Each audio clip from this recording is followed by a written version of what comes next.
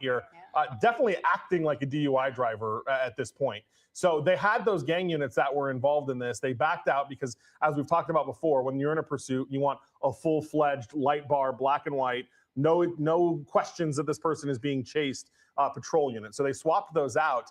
And now that's who's behind it, is the Wilshire patrol units here that are taking this over. So it's unclear if the gang units had any knowledge of this person prior, or if they just were in the area and picked it up. But they've not given it up. There are 2 helicopters overhead. They were in tracking for a moment. They are not anymore. This is obviously a full-blown pursuit now. Yeah, Mike, my guess is they're not going to give it up now. We've seen some erratic behavior just in the last minute or so here as this car's made. Hey, y'all, U-turn, picked up speed. Guess what? Rubber went early. And of course, the black and white right we got a behind car them there, chase, so I figured, sure, what the hell? they don't get Let's away. hit that live button. Yeah, making sure they don't get away and keeping them pretty close on the tail there.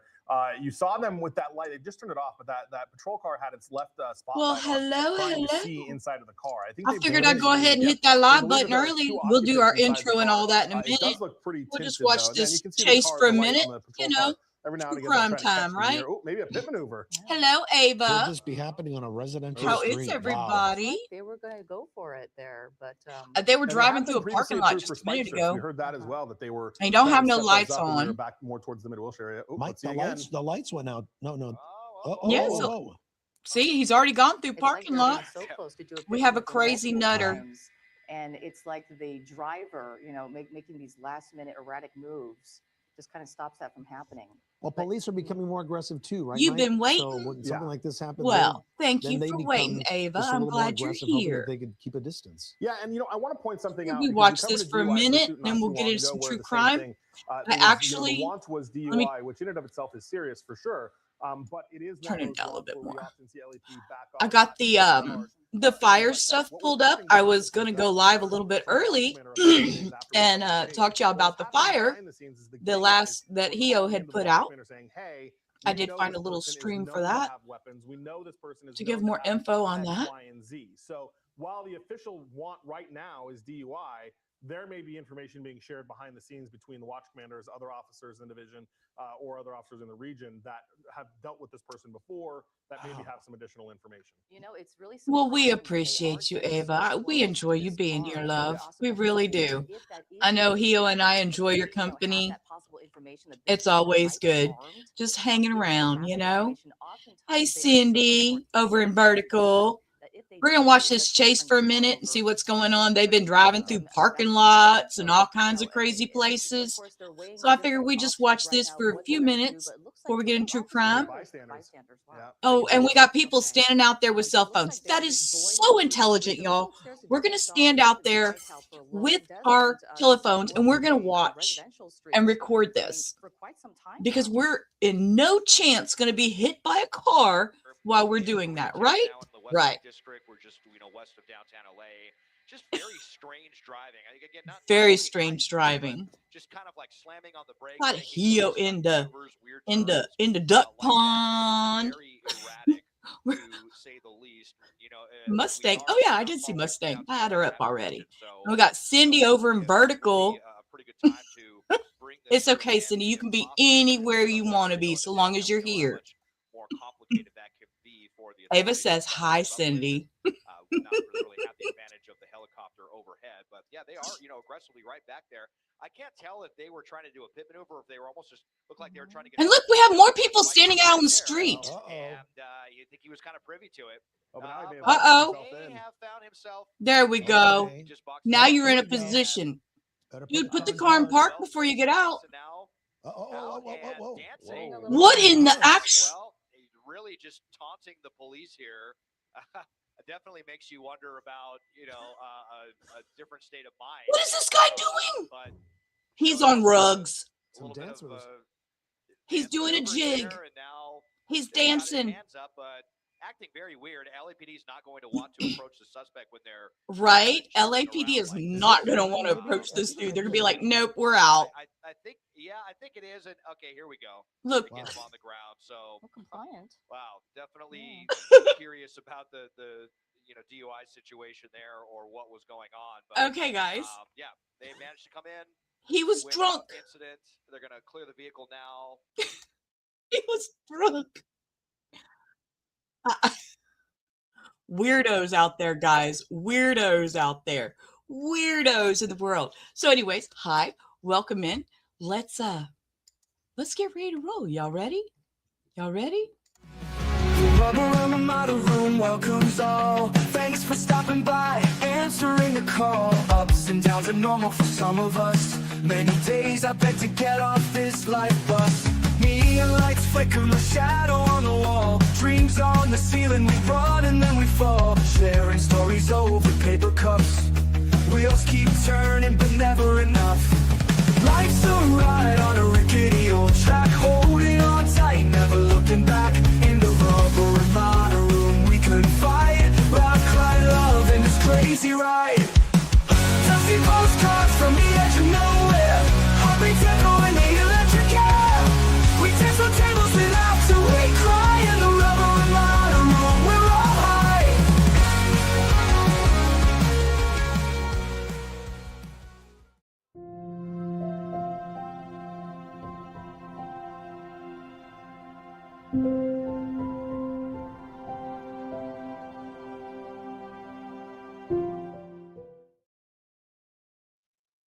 Welcome in, everybody. We're all going to gather around our duck pond. We're going to get out our little, our stress ducks or whatever you may have. You can grab a towel. You can, whatever. We don't throw things at our computer monitors. We're going to keep that to a minimum tonight.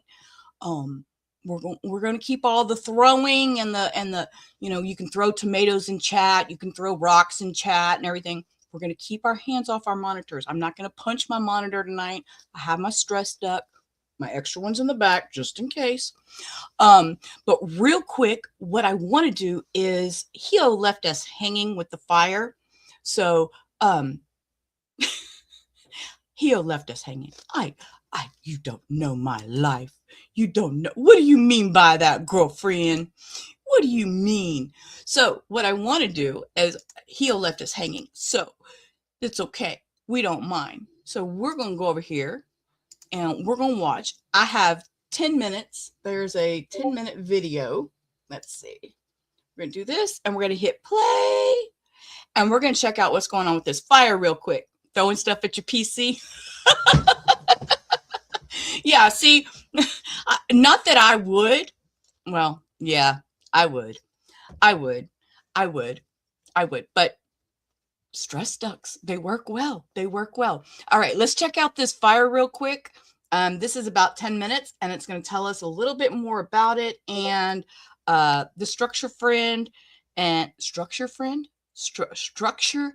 fire. Ooh, my words are not there tonight. This is going to be fun.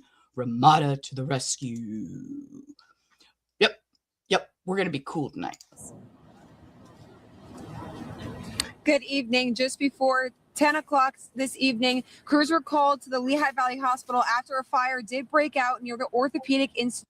It's an Orthopedic Institute in Dixon City, Pennsylvania, is where this is at. Side of the hospital. Now it does seem to look like it is starting from the back and it worked its way forward. The crews are working to just try and get this fire under control. Right now they're working towards the back of the hospital on the orthopedic side as they try to get the situation under control, as I said before. So far there are no words on injuries. As I was coming up to the scene, you could see they did have a few patients coming down the street on wheelchairs just trying to get some of the people out of the hospital. Now, as I pulled up, they did have the electricity still on. They have since shut off all of the electricity in the hospital. Main Street here in Dixon City is shut down from Viewmont Drive through the back access road where Emergency Ruse has set up a perimeter. One of my fears that I was thinking about was this being a hospital, they're going to have oxygen tanks and all that stuff in there too. So this could be extremely dangerous. I mean, it's already bad. Not going to lie, it's bad. But my mind went to all the oxygen tanks. So we're seeing a heavy emergency response right now on the scene as fires continue to do their work. And Heidi, I understand that patients in the hospital have been evacuated as a safety precaution. I know you mentioned just now that you did see some patients. Do you know where they're being taken? Are they taken away in other ambulances? Are they going to different facilities? on my way up here, I did see ambulances going up and Oh, down the no. street. I am not sure yet on where these patients are being taken as of right now. We have not gotten word from any of the crews. As I said, they are working and have not been able to speak to us so far.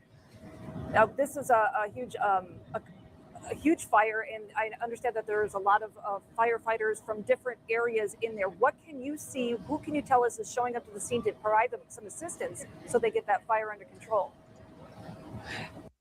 Okay, see, Teresa, you just maybe give it a thought. Walking Dead, wasn't there a hospital involved in The Walking Dead?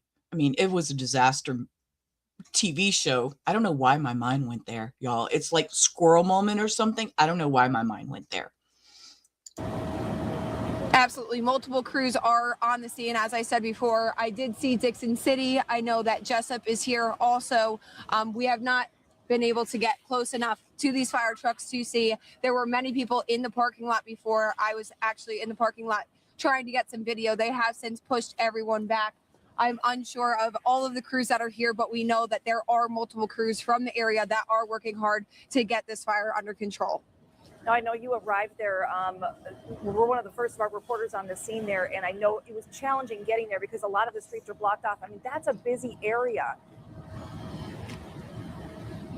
Absolutely. As I was coming down on Main Street, they did have that Main Street blocked off. I had to go up through Dixon City on the Scranton Carbondale Highway, come down some back roads. I was on Scott Street, and then they did have most of Main Ave shut down. I had to pull onto an alley and just try and find a side street.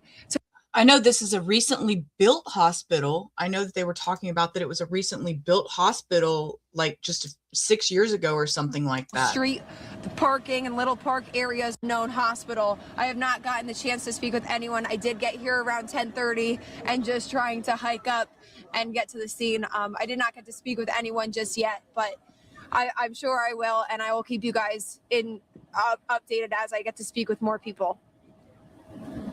Heidi, can you just describe it? Because I've seen stuff, pictures online, and even some from our own staff members here of just how visible the flames were from far away through the valley.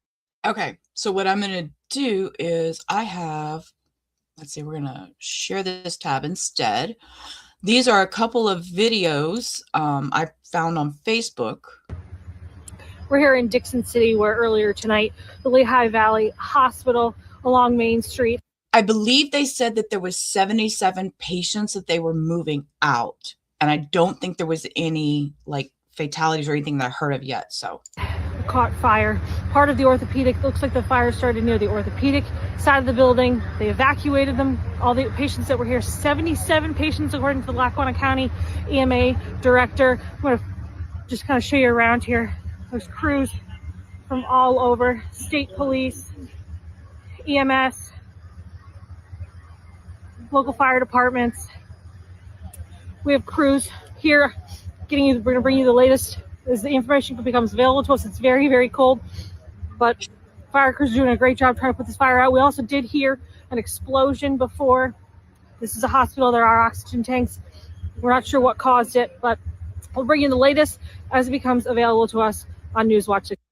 bless her heart, she got a runny nose from standing out there in the cold. This was a view from far back. You can see the smoke coming across the freeway. Somebody videoed it. Yeah, there was a couple. Let's see. There was one that was pretty good. Let's see. Well, not pretty good. That's such a wrong wording to use. Here we go.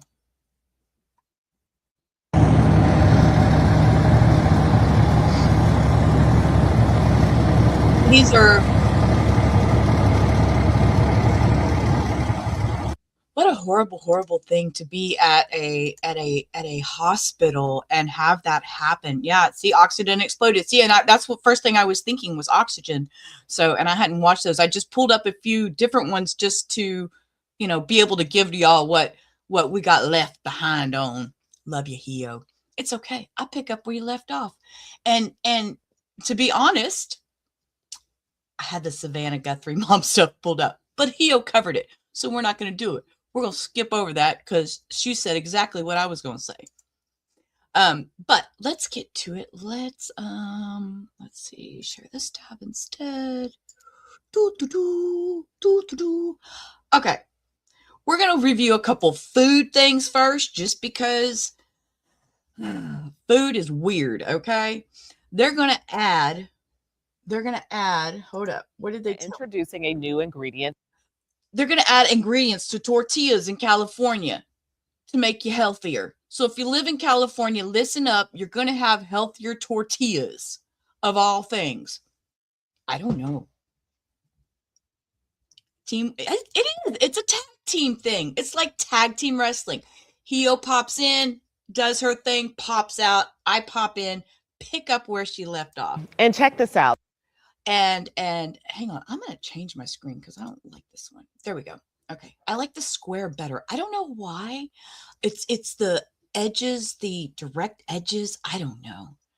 No, thank you. You like your homemade tortillas? Well, I'm cheap and lazy when it comes to tortillas. And yeah, I buy them at the store. But I don't live in California. I'm in Texas. So this is for California. I don't know if they're going to implement this other places. And good to see you, Maria. I didn't think you were showing up tonight. Hi, honey. There is a new law in California introducing a new ingredient to tortillas. So that state law, effective January 1st. Knock, knock. Okay, I'm ready. Oh, who's there? See, look, I can't even do it anymore. I was gone for freaking 9 weeks and I don't even remember how to stream anymore. Okay, who's there? Olive. Olive who?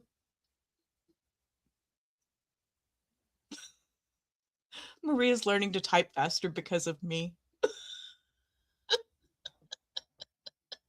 I love you a whole lot. Oh, Maria, I love you too. You've always been a sweetheart. You always have. I appreciate you always being here when you can. You're going to say flour tortillas or so.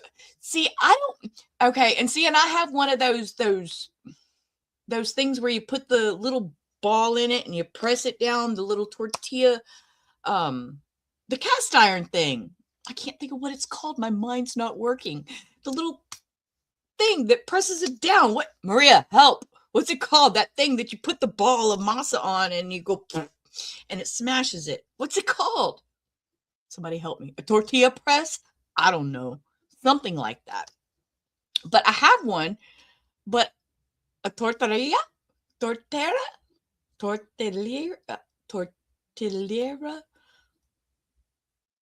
Spanish words are hard for me. Just roll. See, okay, look, that's the word. I can't say it, but I'm going to pop it up there just in case. And Cindy says, nah, she's just going to use a rolling pin.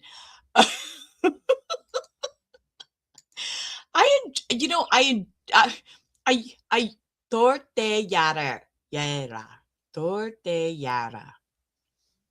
Yeah. See, Maria, I can roll some R's for you. I can do that. But speaking it fluently, see, my words can't even work anyways. Fluently, it's not working. Tortillera. Okay, see, I got it. Tortillera. Okay. Wow, look at me go. Look at me go. And I didn't even have to have my duck for that one. But I will tell you what I used it for, since we are on a subject of food and we are talking about Mexican food. I actually use mine to press my masa on my. Maria sent it a voice message. Oh, please, I have to go listen to Maria tell me how to say it.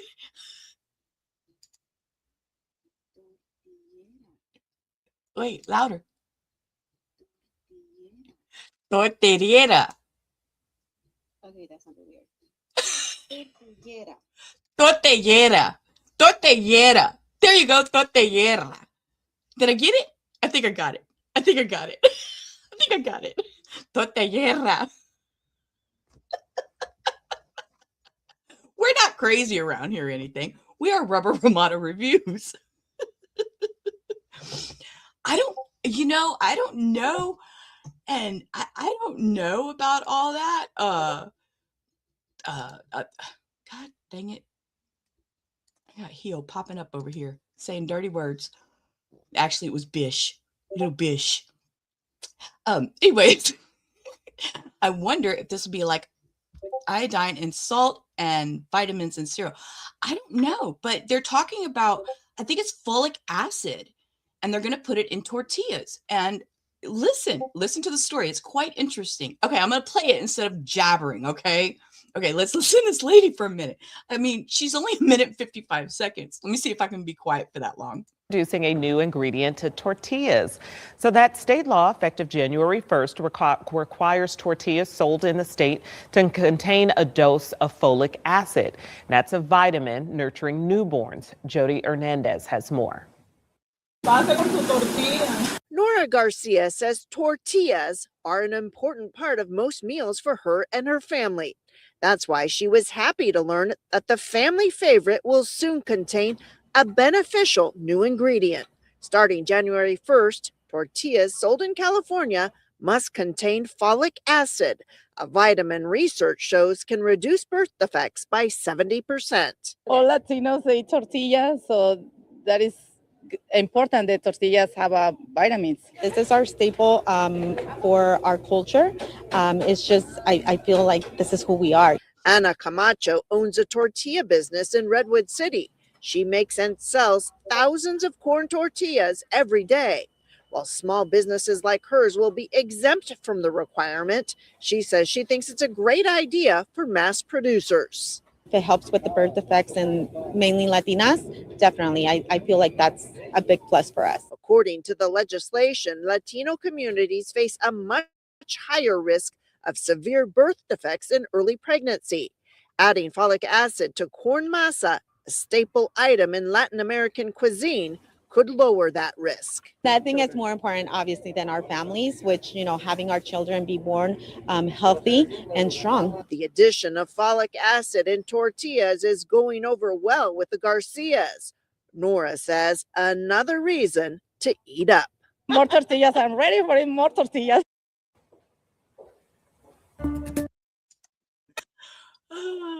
42 years ago. Okay. Dude, be quiet. Oh, it lost. I gotta remove it. Stop the screen. I gotta re-add it because I messed it up. I messed it up. So yes, so all of us women, well, yeah, men need it too, but us women are going to pass it on to our children that I will never have another child in my life, but I will keep on eating tortillas just in case I get pregnant. Even at 53 years old, I'm going to keep eating tortillas. Noob. What do you mean noob? Eat up, y'all. So everybody needs to know, if you go to California, you're going to have healthier tortillas. So keep in mind, California is going to have healthier tortillas.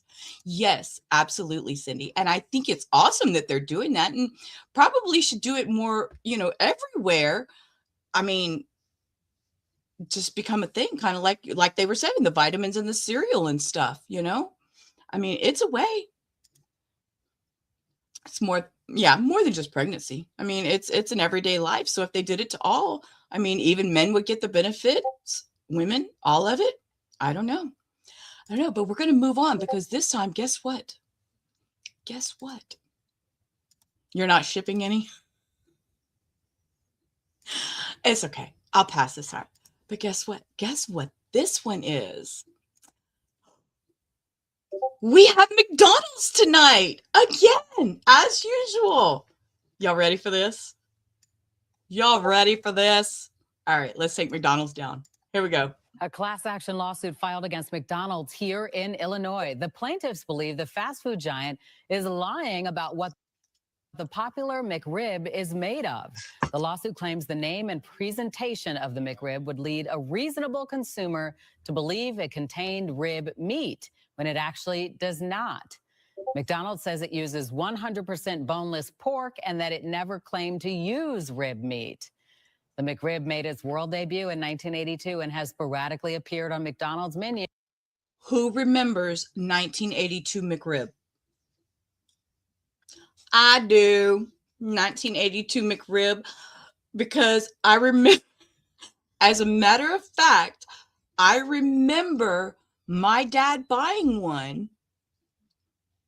He didn't eat McDonald's. He would always eat Whataburger. He always ate Whataburger, but he wouldn't eat McDonald's. But when this McRib came out, my dad went and bought a McRib. You were a wee 1 year old. My dad bought a McRib. I don't know what he was thinking, but I remember he took a bite out of it and he gave it to us kids. And we were so excited to get a McRib. It was gross. I ate it because I was happy to get food from my dad that he didn't eat. Not that I was a starved child or anything, but it was something that was his that he was willing to give to us. And that didn't happen very often. So I do remember having my first McRib. Ever since. Also right now, so that's that. Let's see what else we have here. This was Savannah Guthrie's mom. I was going to review that. Hio did that. So we're going to go over here. A lot of y'all followed. You like Chick-fil-A chicken nuggets, 30 items in them. Not really. Look at, I'm sorry. Let me reread that. I thought you said like. It says, look at Chick-fil-A chicken nuggets, 30 items in them, not chicken. Oh my Lord. Ooh. You know what though? I like Chick-fil-A, the breakfast little biscuit thing that they have with the little nugget in the biscuit and the biscuit sweet. Ooh, I love those. Those are my favorite. My favorite. Your 44-year-old son loves McRibs. Don't forget to change your chat settings. Don't be stuck on top messages or you'll feel ignored like I have sometimes. Well, we don't want nobody ignored. And yes, if you're in vertical, you can click that link that Hio just dropped and join us in horizontal to chat. And thank you for being here. Yeah, 30 ingredients. No, it's probably got a little bit of chicken in it. You know how that goes. A little bit of chicken. You never had McRibs either. You never ate one either. Oh my gosh. See, now I feel okay. So we're going to pivot a little bit. We're going to get a little bit. This is a little bit of a little heavy. I know a lot of y'all follow Allegedly Speculating. If one of the mods could drop her link in the chat, just so if anybody here or sees the review or replay would like to sub up to Allegedly Speculating. She covered a lot of the Lily and Jack Sullivan. They went missing in their Lansdowne home 9 months ago. This is an interview of Malaya's inner circle. Her friends have decided to speak up and talk about how Malaya has been taking things. So we're going to watch this. I'm going to pause a couple times for fair use, probably just at the points where they do the little breaks here of each thing. So I'm not interrupting so much because I know I can become very interrupting. I talk a lot. So I will let them talk and then I'm going to try not to interrupt. She's just trying to take it day by day. So Angeline, you've been friends with Malaya since childhood. Yep. And Cheryl, you're a friend, but also very close family as Yeah. well. Can you walk me through May 2nd when you learned they were missing? I learned on a Facebook post. Me, my sister, and my friend were fishing, and I just happened to scroll Facebook, and I saw. I don't even mean to sidetrack y'all, but I have the Citizen app on my phone to alert me when things happen close by. What is wrong? I'm going to read it to y'all because it's quite alarming. I don't know how to. I don't have this on my computer, and I don't know how to get it on my computer. Let me see. Let me just. The 13-year-old. I'm going to rewind this. Himself over to officer. Right now, it looks like that they're claiming that the 13-year-old was among about 20 to 30 people that came over and started assaulting people in that apartment, and that he stabbed her in self-defense. Right now, our homicide investigators are out to the scene. They'll talk to the witnesses, look for surveillance video. Once they get more information, we'll get that out to y'all. Of course, after they do that, they'll kind of... A 13-year-old stabbed an 11-year-old. What in the world? I don't know how to change this. I don't know how to make it go back to regular. There we go. So, of course, it comes in to my phone. And I can't get it to go back because I don't know how to use this.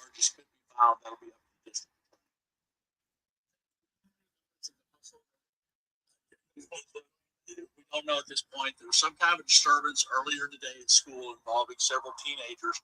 Spilled over. Okay, so there was a disturbance at school that spilled over into teenagers at home.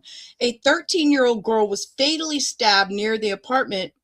I won't give you all that information. In Houston, a 10-year-old suspect surrendered to police on the scene. A 10-year-old!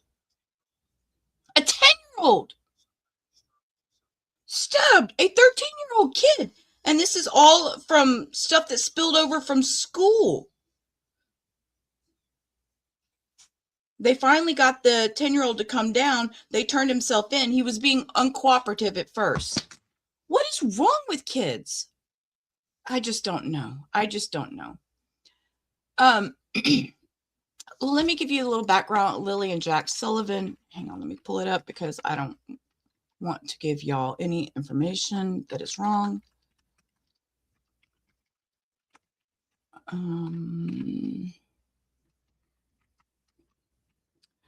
Let's see. They are from Nova Scotia. I remember that.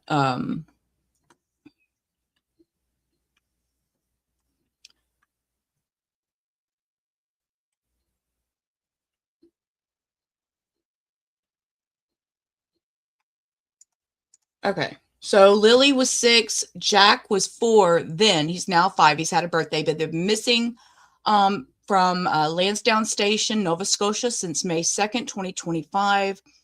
They've had exhaustive search efforts, over 12,000 hours of grid searching, and they remain unknown.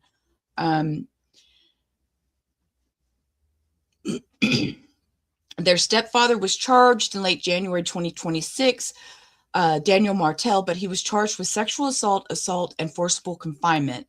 However, police emphasize these charges involve an adult female victim and are not directly related to the children's disappearance. Abuse allegations. Recently, unsealed court documents revealed the children's mother, Malaya Brooks Murray, had previously accused Martel of physical abuse prior to the children's disappearance. Martel has publicly denied these allegations.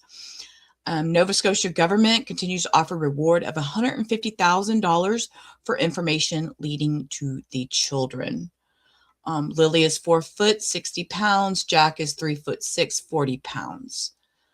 Lily has light brown hair, hazel eyes. Jack has dark blonde hair, hazel eyes. So that's just a little, no sound. I have sound. I look down at chat and you say no sound. I got my little sound bar is just bleeping over here with my loud mouth. Can you hear me now? Can you hear me? Somebody say you can hear me. Give me a thumbs up. Okay. Thank you, Maria. Okay. So that's the story behind that. Now, this is Malaya, the mother's friend circle. And they're going to talk a little bit about Malaya. The post from the RCMP that Lily and Jack were missing, and we decided we would go over and help look for them. Before we got there, we thought that they would have been found. You know, these situations are usually resolved quickly. How would you describe the scene that day? Chaotic. It was very chaotic. It was busy. A lot of people, neighbors, friends, all kinds of different search and rescue. It was very stressful. And that was your first time there? Yeah. Can you walk me through when you learned about their disappearance? Where were you? I was at work when I learned about it. The notification popped up on my phone. I don't think I looked at it right away because I didn't look too deep into it. But then my coworker at lunchtime, she brought it up and she started reading like the whole thing out loud. And when she said the two names, I was like, hold on, like, wait a minute. And I just grabbed my phone and called Malaya. And I was like, are your kids missing? And she said yes. And she was very upset. Like you could tell through the phone that she had been crying about it. Yeah, and you were working. Did you go there that day? I didn't that day, no. And Cheryl, I mean, for you, you were there. How was she doing that day? There was a lot of ups and downs. I think herself, she thought that the kids were going to be found and that it was going to be resolved fairly quickly. And I don't think it really set in until later that night that, you know, something wasn't right. And so the blanket that was found, were you there when that was found? I wasn't there when the blanket was found, but I was taken to where the blanket was found. And it was still in the tree at that point when we had walked up. Can you walk me through that? What was a blanket? What was the deal there? It was just a piece of Lily's blanket. I guess it was used to cover a hole that was in like the window or door where cold air was coming in. And the piece that was in the blanket was hung over the back railing, and the other piece was thrown out after they were done using it, I think late spring. And then it was found in the tree a couple kilometers up the road. What did you think about that? I found it odd, very odd, that it would go from the house to the tree. I'll ask about the boot print. So Angeline, you've been fixated on this case and know the details. What do you make of the boot print that matches Lily's foot size and boot print? It was a clump of them. It wasn't like a trail leading up to like a set of footprints walking up anywheres. It was a clump.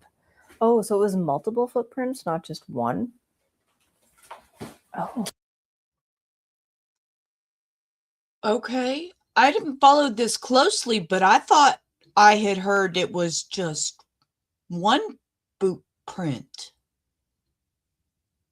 I mean, most y'all followed this more with allegedly speculating than I did. I had to take a little bit of a break there, but I don't know. Maybe I misunderstood. I had assumed, and from that's what you had heard too, that it was one boot print. Well. All righty. That's what was said from day one, was one boot print. Yeah. I knew Abellis would know. Wow. Okay. What's your impression of that, Cheryl? Kind of the same as Angeline. When you find a cluster of footprints just in the middle of the road, you're kind of looking around wondering where the other footprints leading up to this cluster is. And there wasn't any. And so these things, the blanket, the boot print, seem odd to you both. Yeah. I'm going to drop this link in the chat. Actually, I'll drop it in the chat. Actually, it's in the description box. But Abellis, I'm going to drop this in the back chat to you because allegedly has a larger platform, and I don't think she's played this. If she has, let me know. She did watch this. Okay. She played this yesterday, this morning. Okay. I wasn't sure. So in terms of the RCMP investigation, Angeline, we'll start with you. What's your take on where that stands? It's been slow. I don't know why it's been slow. Like, I don't know if it's because of the lack of evidence they might have, or if it's just because it's like a really peculiar case. I'm sure that's part of it. I'm just wondering that if they were able to step back and look at it from like maybe more of an abduction, like something more criminal, if they would make any more headway than what they have by viewing it as a missing persons case. Do you believe it's criminal? I think it's a possibility, and I do think that they should look into it so that it can be ruled completely off the table. How would you describe the mood that day? It was different. It was kind of odd, I guess. For the situation, I didn't really know what to expect. It was different. How was it odd? A lot of controversy, a lot of family issues, a lot of family dynamics. Like I said, it was my first time over there. Never met anybody over there. Just didn't feel very welcoming. Do you want to speak to why you hadn't been over there? Kind of lost touch with Malaya after she had moved over there. And I feel bad about not keeping in touch with her, but I didn't know how else to get a hold of her. What were you surprised about when you got there? The conditions that the kids were living in.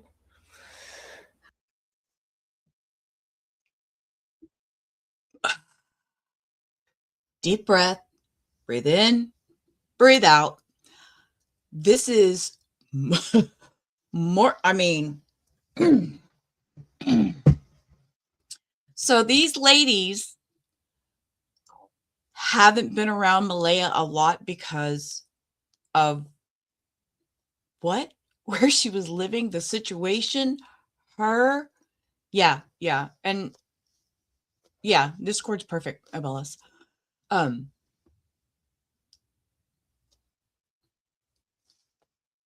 These are some tell-all friends, and obviously they were concerned. To me, they seem very concerned for Malaya. So I'm very, I don't watch these before. I just read what I do is, just so y'all know, they have this little thing that says ask, and I click that and it gives me a description of the video, kind of gives me the basics, and I go, do I want to go over this? Yes or no?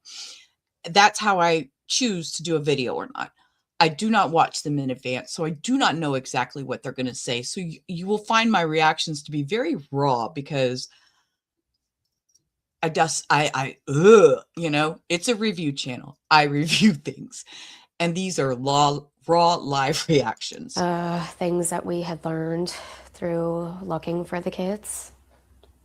A lot of the speculation has been, why did Malaya and her family leave and not come back? Mm-hmm. Anything you'd like to say about why that decision was made? She had left because we weren't leaving her there. What concerned you the most? Just the condition of the house. I mean, she left because we were not leaving her there. Okay, see, this is when I feel like I didn't follow this properly, maybe, but my understanding when they went missing, everybody was like, "Oh, she just left. She took everything. She just left. She took her clothes or whatever and just left. She didn't, she disappeared." And now she's saying left because we weren't leaving her there. What concerned you the most? Just the condition of the house. I mean, I know that not everybody has a fancy house, not everybody is rich, but there's things that you can do to improve your living conditions.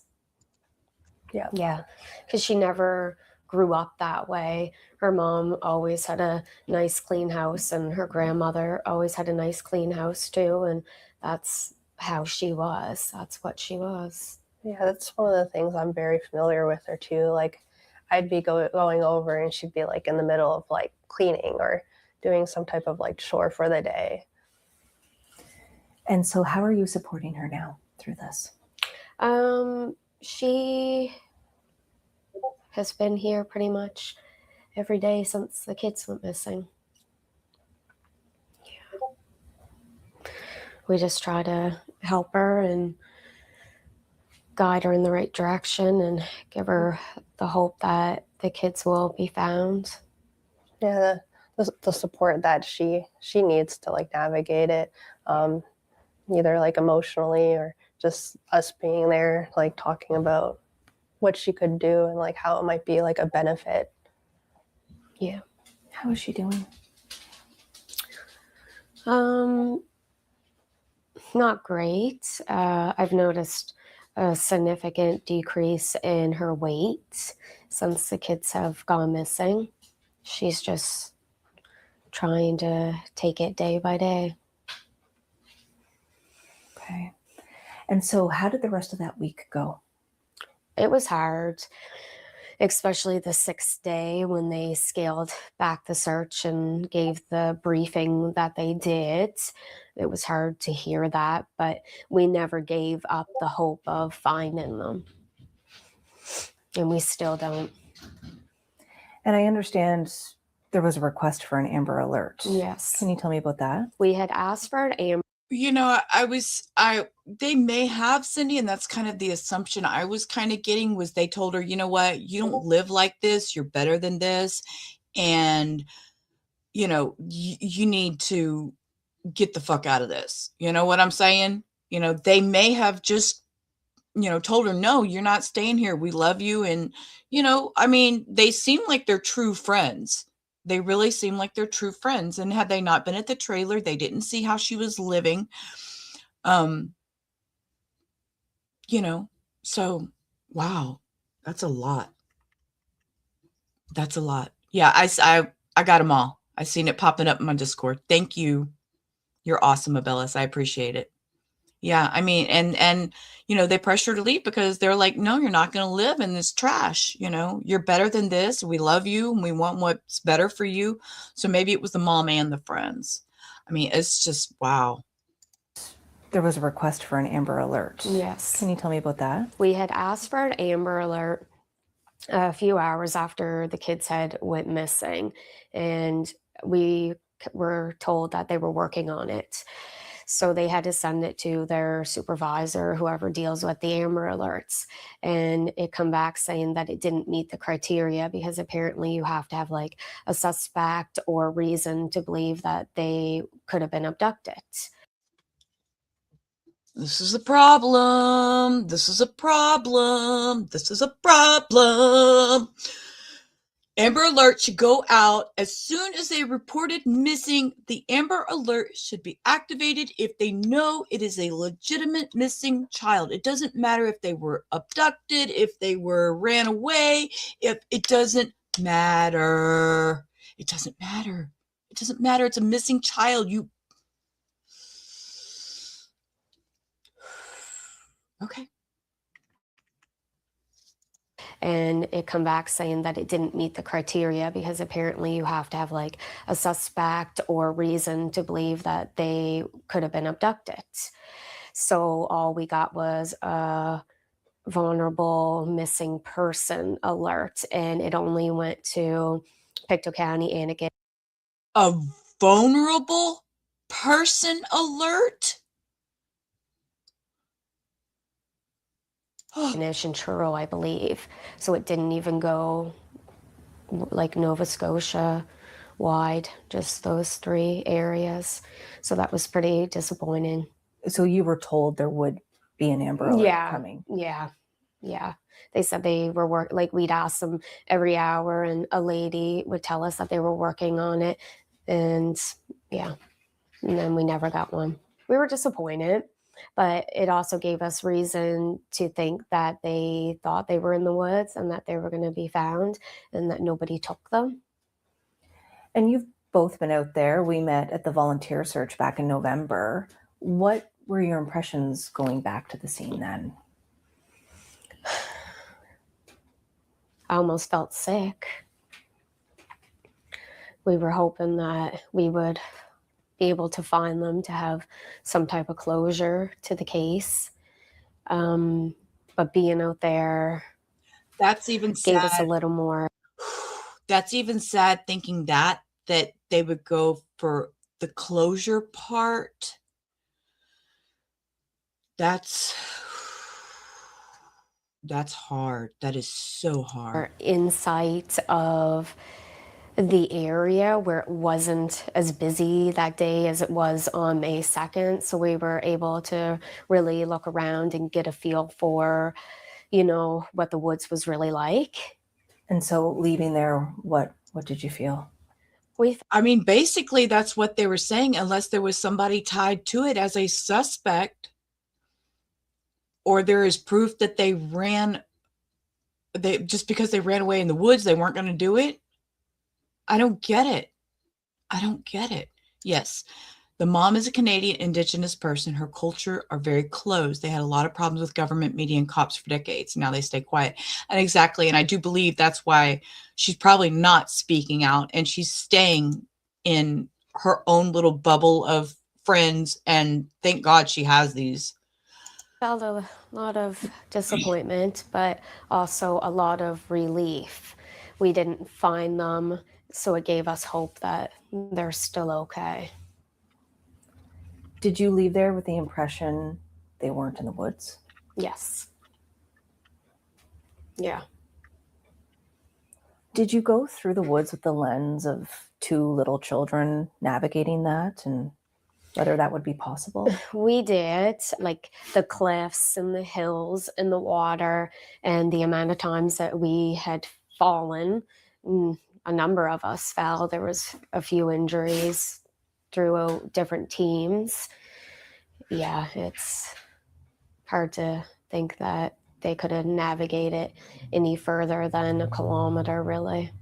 And so now that we're more than 8 months into this case, how is everyone doing with this? It seems like it gets worse every day. Frustration comes to mind, I imagine especially so. when you sit there and you kind of feel like your hands are tied, and how much that you can do. Like, how many times can you go out and search a woods? You feel limited on the types of things that you can do. What keeps you up at night? I feel like it's just trying to piece together like what happened. Because if maybe you could figure that out, then like you would know where they might be. But it's just the not knowing. We don't really have any direction, so we're not sure which way to go. There's a lot of components to this case, and you worry about if you're missing something or if you know something that's, you know, little that could matter. What's not adding up for you? The whole case. Anything in particular? The whole case. Anything in particular? Whew. The different stories we've heard over the last several months. You know, if you don't know what happened, then there shouldn't be any stories. It should be, I don't know. And yeah, that's very frustrating when you have so many different people telling so many different stories. It makes it hard to figure out what really happened. Let's dive into that. So stories are being shared, lots of speculation online, particularly YouTube shows. Yeah. Tell me about that. What's that been like? The internet can be a great thing, but it also can be a really terrible thing.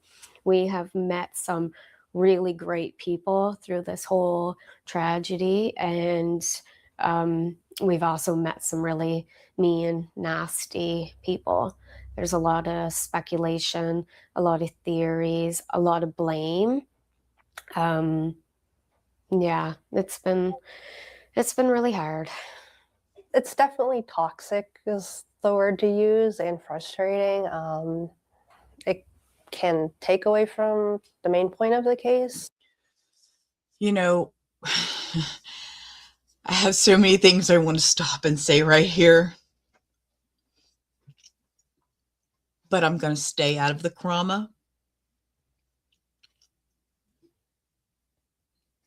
I have so many things I want to say, but I'm going to be quiet. Yes, as a creator, we have to be very careful as to what we say and how we as creators transmit things to you as a viewer. But at the same time, at the end of the day, I guess you don't know what little thing might come up on there that could actually benefit it. How has it affected your life? Probably in the fact that it's can be time consuming. I've had people post my address online. I've had people sit across the road, take pictures of my house. Just What? What? Excuse me? Excuse me? This lady had people take pictures of her house, sit across the street and take pictures of her house. Why? Because they think Malaya's there? That is no worse than some of the shit I seen a video that was put out today. I was so disgusted and so angry. Katie Proudfoot, the mother of missing Sebastian Wayne Drake Rogers, was videoed going in to get her nails done. Leave these people alone. Leave them alone.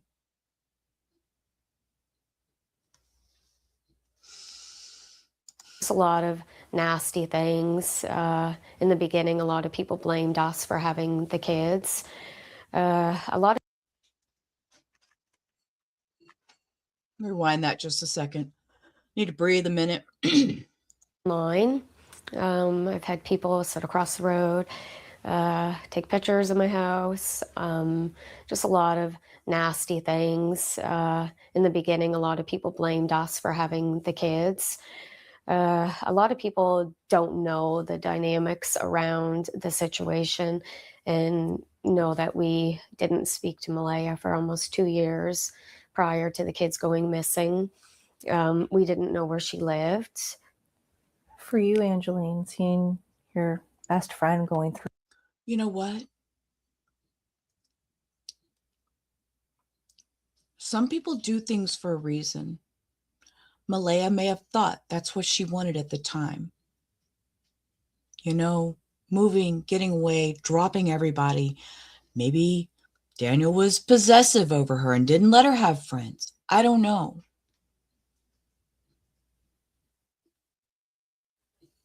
But they stuck around. They were true friends. I have a friend.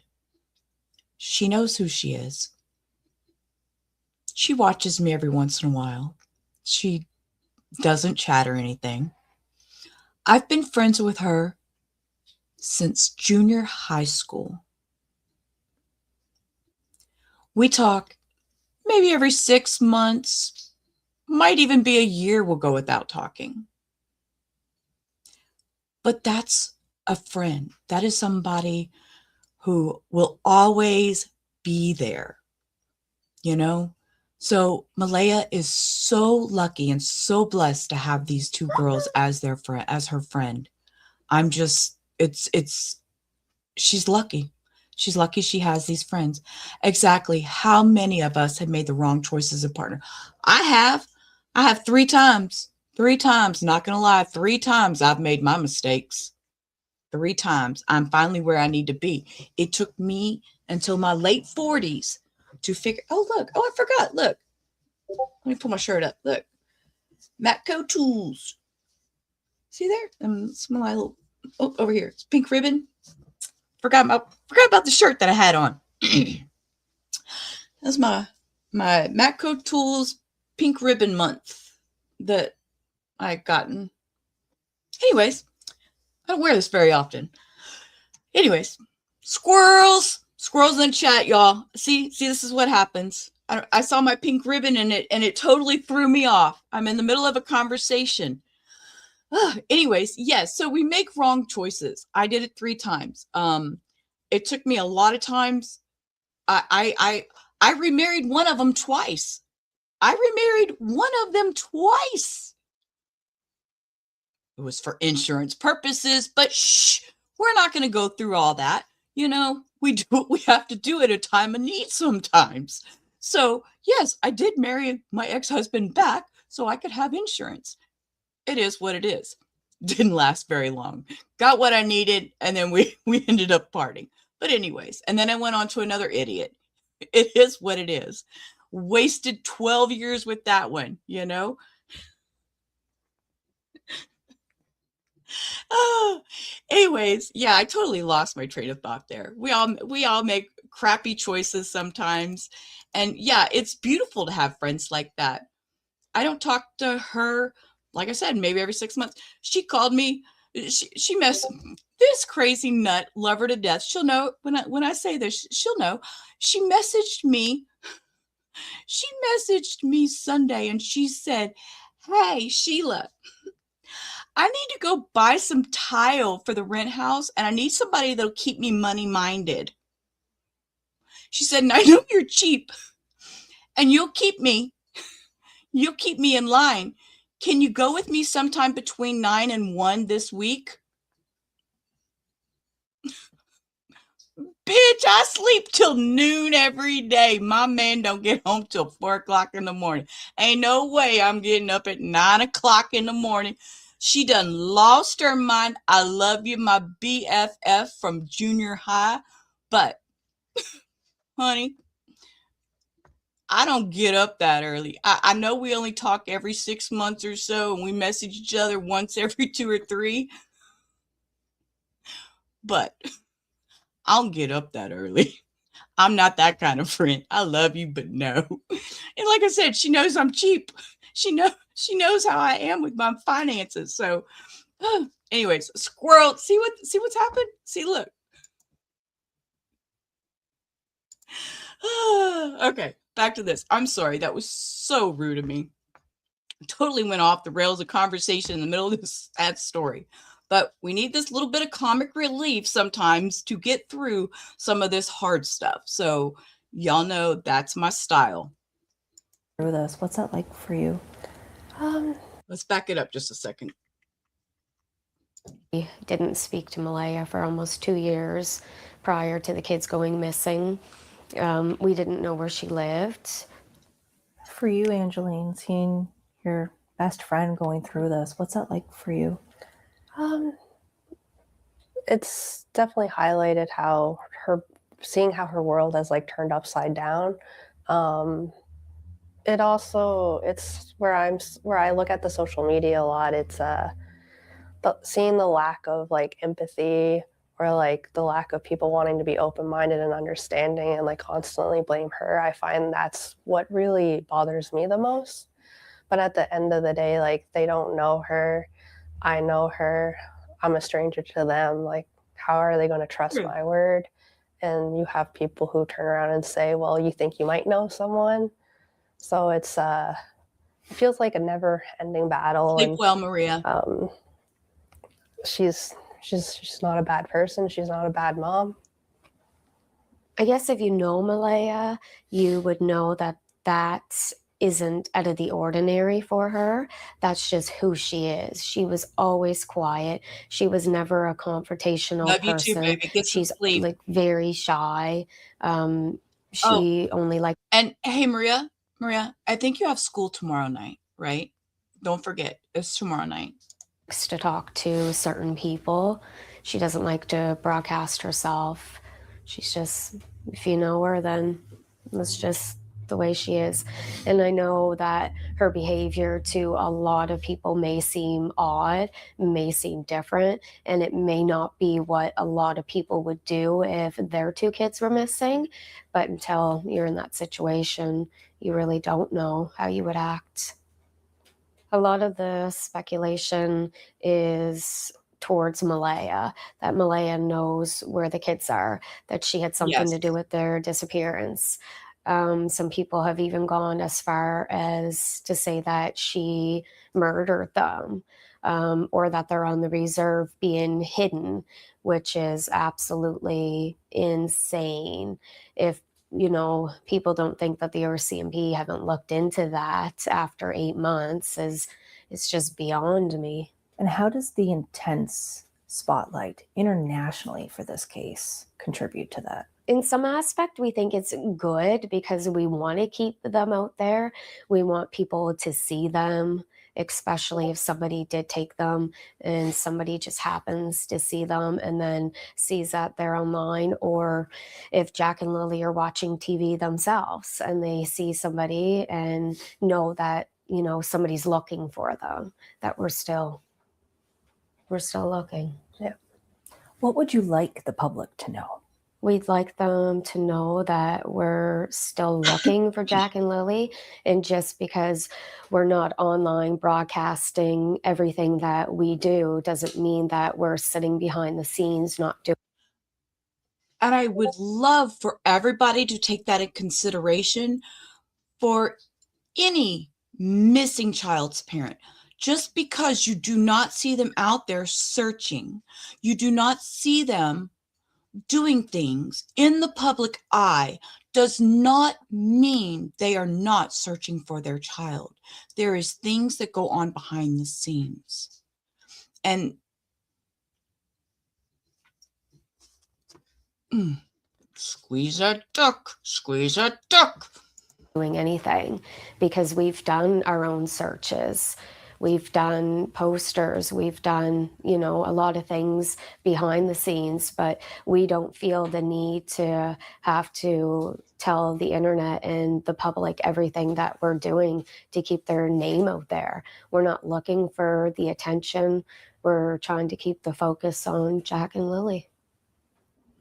As the 1-year anniversary hovers there, what's the goal going towards that? To hopefully find them before that. A year is a long time, and it's hard to believe we're almost at that point. It's hard not knowing. It's hard to think that they possibly could be in the woods and that we may have missed them, or that somebody took them and we, you know, they could be anywheres after 8 months, or you know, the possibility of somebody hurting them. It just, all those things you think about constantly. Do you ever have a day when you think, okay, this must be what happened? Or All is it the time, yeah. And then does that change? It does, yeah. You always see something new and you're like, oh, well, maybe this happened. And then you go back to square one and yeah, we're almost at a dead end, basically. But when it comes down to it, it's just not adding up. No. It didn't from day one. Cheryl, what's making you tear up right now?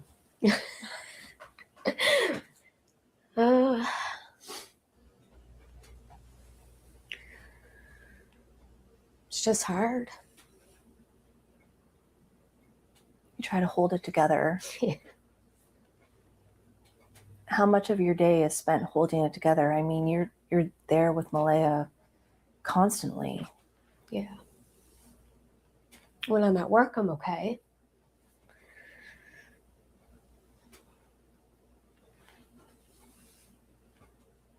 You keep working to keep some level of normalcy. Yeah. You have to.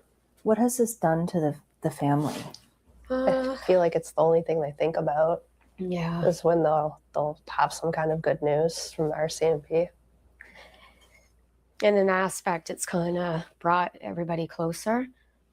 And we all have one main focus, and it's to find Lily and Jack and hopefully find answers as to what happened to them.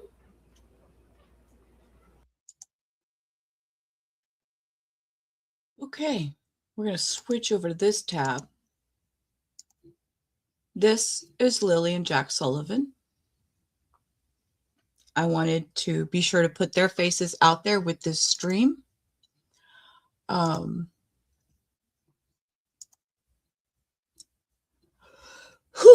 Okay, palate cleanser. Everybody, yes, I am so glad they did that interview. That was an awesome, awesome interview. I think it spoke mountains, absolute mountains. So yeah, it is a lot of new info. It's to me too, because there was so much that I did not realize. I thought her mom came and took her and just took her away to the reservation, and they're hiding out. And I thought there was only one boot print. I mean, this was a plethora of information. Absolutely. So we're going to palate cleanse for a minute. We're going to watch some Nutty Dogs.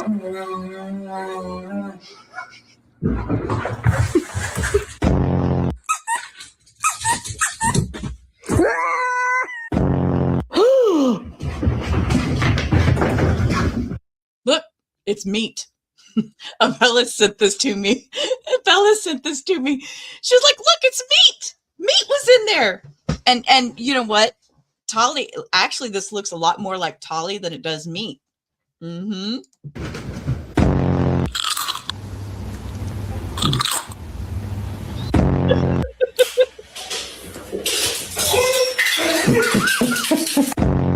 The Trader Joe's.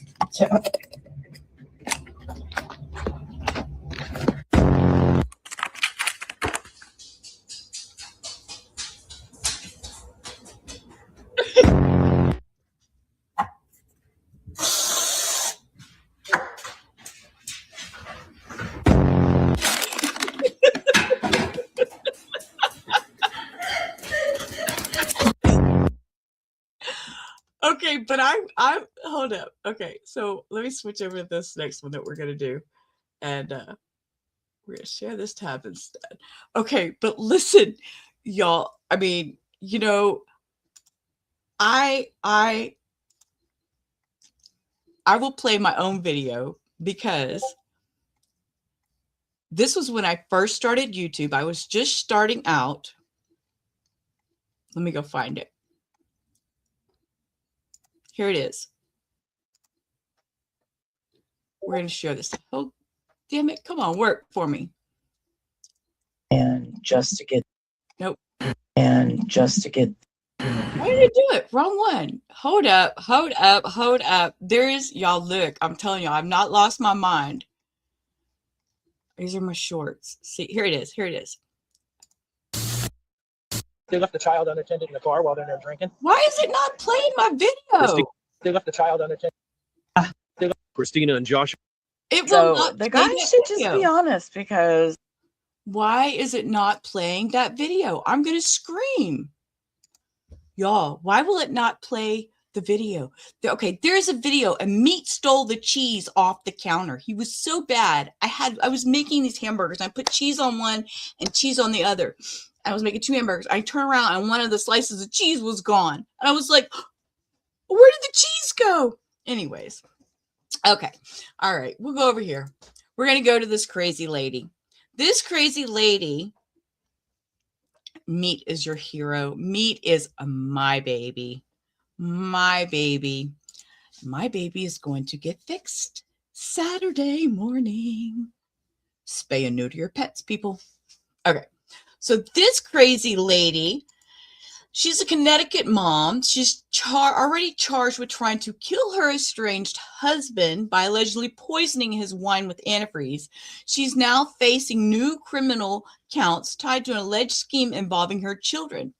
Prosecutors say Kristen Hogan committed perjury and tampering with evidence during a custody and paternity dispute, including allegedly bringing her newborn to a DNA test of bringing her nephew to a DNA test instead of her own child.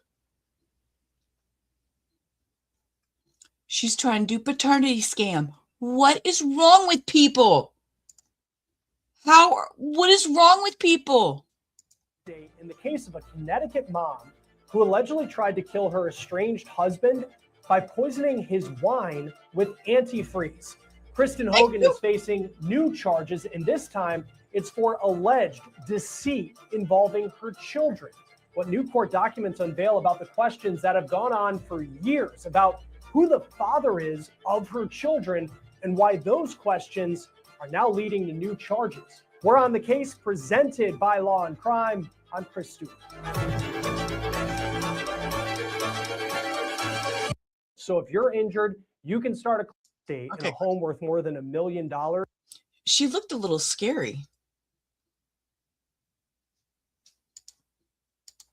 part of the story. Part of. Okay. All right. A Connecticut mom who lived in a ritzy part of that state in a home worth more than $1 million is accused of going to extreme lengths to kill her husband by poisoning a wine bottle with antifreeze when he wasn't home. But this apparently is just part of the story, allegedly. Now, this is video of Kristen Hogan when she appeared in Connecticut court on attempted murder charges in October. She's currently on house arrest after posting a bond of $100,000. It appears this woman comes from a lot of money. And it also appears that she's had some issues for years related to her 2 children and the question of who their dad is. And that is apparently leading to new charges. Now, before I get into that part of the story, let me remind you how Kristen's story became national news. Kristen Hogan lived in Ridgefield, Connecticut. This is a ritzy town right along the CT New York border. And the house that she was living in, the address that she and her estranged husband lived at, the home was valued at more than $1 million. This is her mugshot. She was arrested in October, and it was the culmination of an investigation that started in August. Well, the investigation into attempted murder charges of her estranged husband. Now, Hogan has been in a bitter custody dispute with her estranged husband. The two of them, they share at least 1 child together. Now, Hogan told police they've been separated since May of this year. She says that it was so bad that her estranged husband actually had her car towed from her possession because it was in his name, and then she had to move in with her parents. The address for her parents is a home that's worth more than $3 million, by the way. But we are learning that the issue. Why are we worried about how much the houses cost?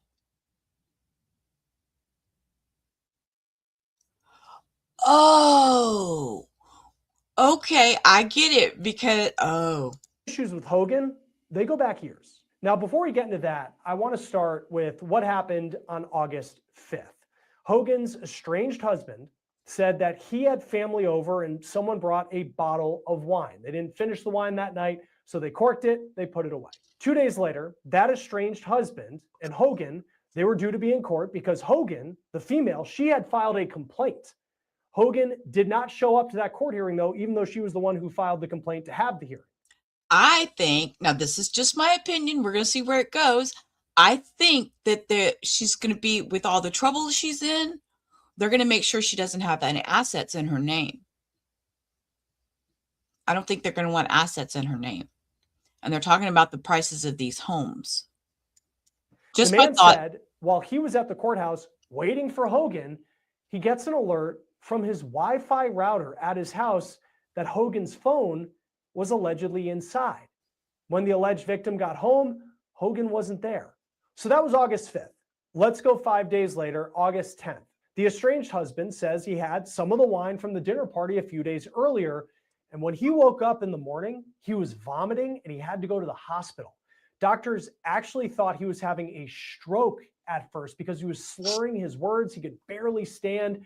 That's according to Connecticut State Police. Now, state police tested that wine bottle and it came back positive for traces of a key ingredient in antifreeze. And that allegedly wasn't the only thing in the home that had that alleged poison. These women out here doing the most with antifreeze, and they ain't put it in cars like it's supposed to be done with. You crazy ass women. You crazy ass women. Quit trying to antifreeze your damn husbands. I'm telling you. You think it's a good theory, Bellis? Cindy says, I agree 100. It was just off the top of my head, and then I thought, nah, I'll just keep it to myself. I said crazy woman. Look what appeared. Look what appeared. A crazy woman. A crazy woman. Mommy's girl, huh? Oh, you heard mommy holler crazy woman, you come running. That's my Lola. Okay, go play. Go. No, you cannot have my duck. No, ma'am. No, ma'am. No, ma'am. Anyways, yeah, like I said, these crazy women need to quit antifreezing their put the antifreeze in your car. No, you cannot have my duck. You put antifreeze in your car, not in your husband's. Go see what Meat's doing. Go. Okay. In it.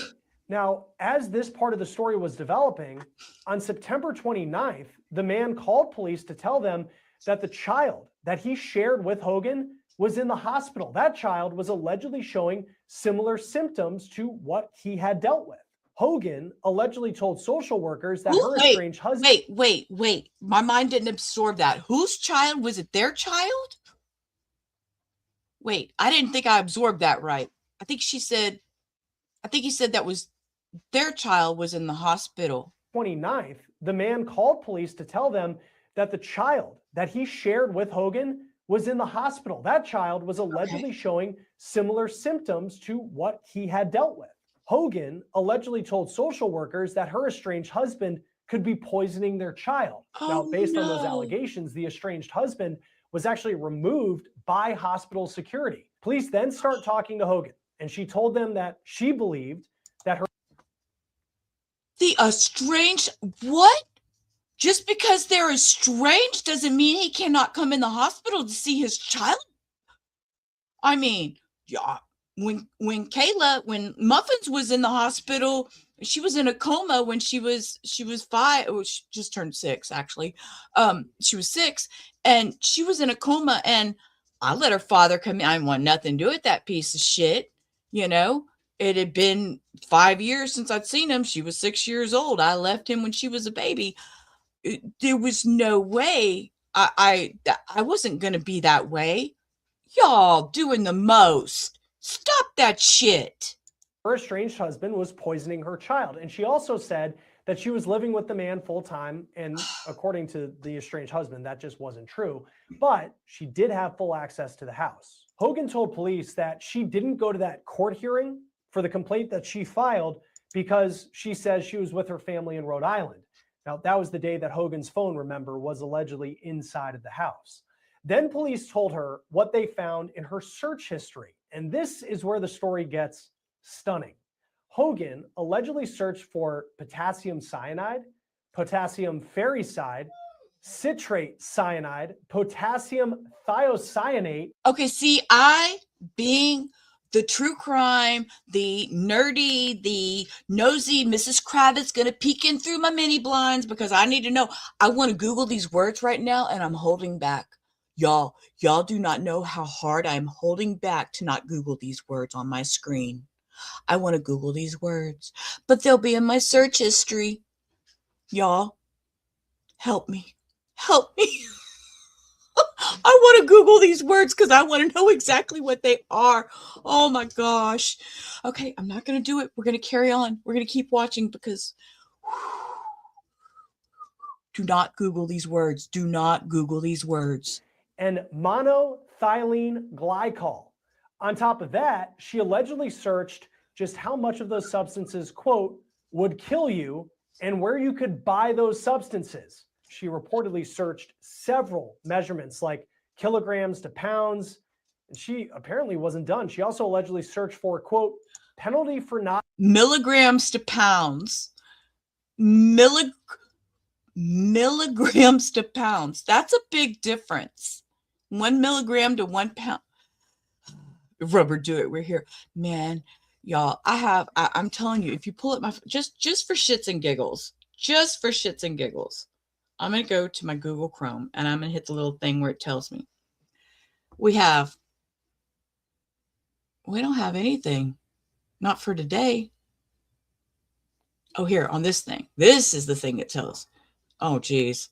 See, I've got Jack and Lily Sullivan, Epstein files, Summer Wells, football games,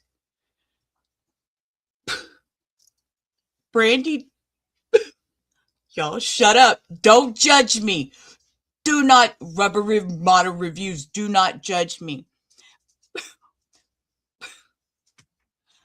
Brandy Jackson death fire obituary 1996. What are good hashtags for Wild Wednesday True Crime Channel? McDonald's lawsuit. Brazoria County Jail. Pittman arm puller, which that was for Lovely Hector because he needed one for work. What's Negan's club's name in Walking Dead?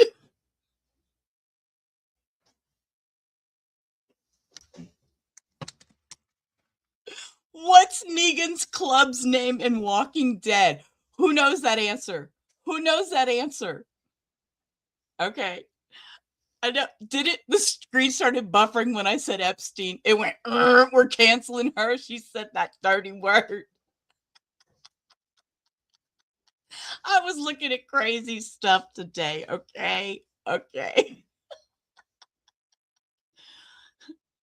Why does Melania Trump have such narrow eyes?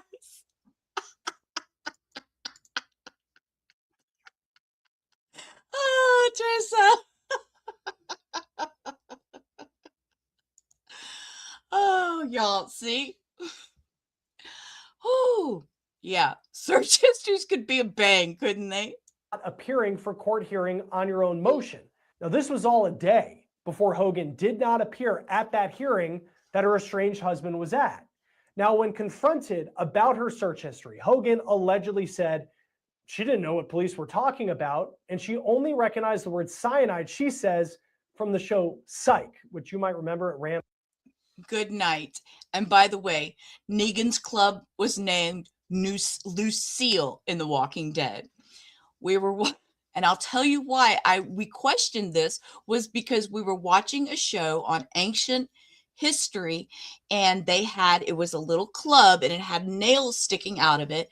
And Hector and I were having a conversation, and I said, wait, Negan in Walking Dead had one of those. What was it? And we were talking about it. And I was like, what was that club's name? Because I knew he named it something and we couldn't remember. So I had to look it up, and the club's name was New Seal. So good night, Ava. We're so glad you joined us. We'll see you again mañana. On like USA from 2006 to 2014. Now, Hogan then, as the conversation continues, remembered, I put that in quotes, that she did buy monoethylene glycol in July on Amazon because she needed it to clean a carpet at her mom's house. Then police laid out their cards even more. Cindy, according to I'm court sorry. documents, they said, based on the Wi-Fi information, they knew she was inside her estranged husband's house, and they also told her how he was hospitalized with the same chemical that she said she ordered to clean her mom's carpet. So then it appears Hogan allegedly comes clean to an extent. She reportedly told police that she never intended to kill her estranged husband, but, quote, wanted to make him sick as payback for being mentally abusive. Now, I'll show you what her attorneys are saying about that. Ma'am, that's not how we handle things. That's not how we handle things. Of course, because I didn't give Lola my duck, she went and found the squeaky ball. That's not how we do things because we're mad. Because we think we're being mentally abused by.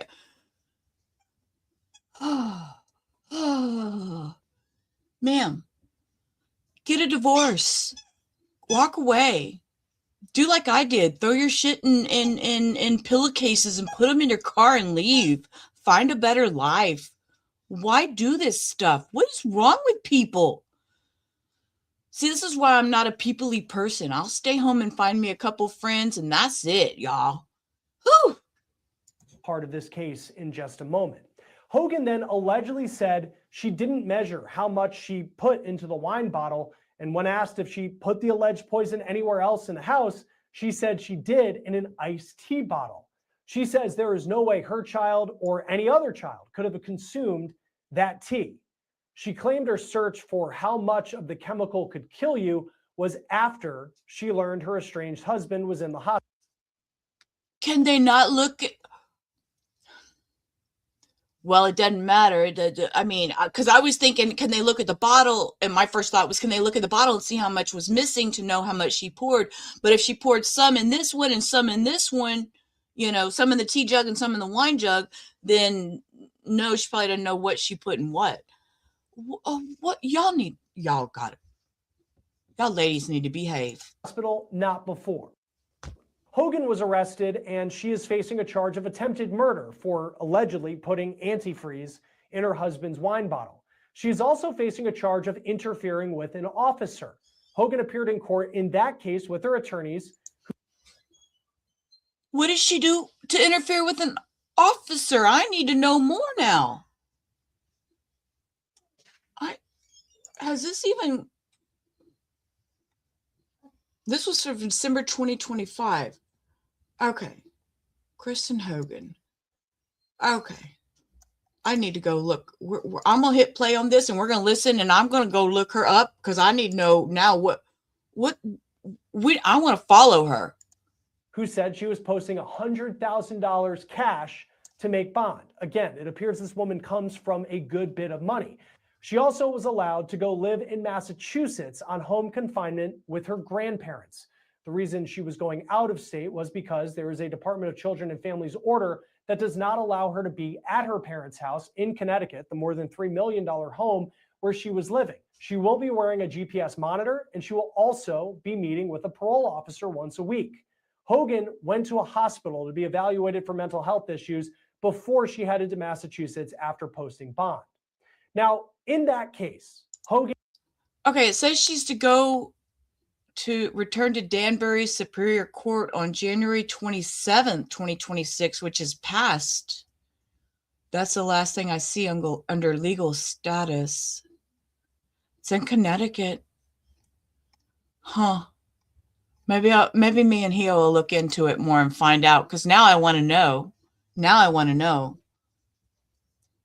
I'm interested. Is not slated to be in court until next year. But there's a new case this mom is facing.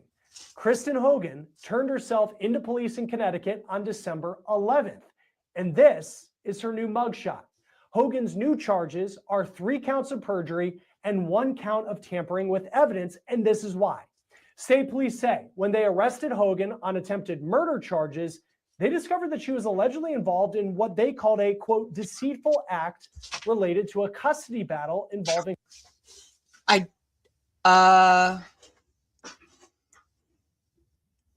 It doesn't say.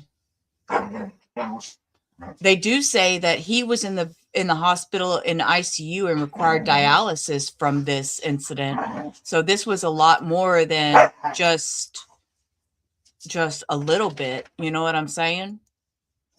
If he was required to have dialysis and all that, and he was in ICU, yeah, says it was just to make him sick as payback for alleged mental abuse.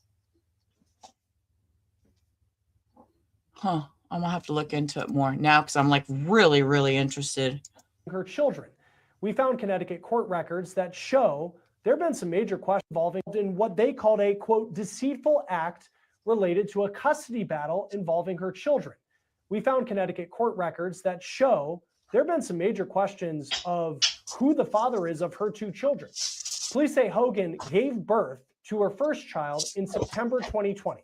Court records show that Hogan was married to a different man from March 2020 to October 2021. Police say a paternity test showed that that man was not the father of her first child. Her estranged husband, who she allegedly tried to kill with antifreeze in the wine bottle, is the father of that child. Hogan then gave birth to her son the same month that she was divorced from the other man in October 2021.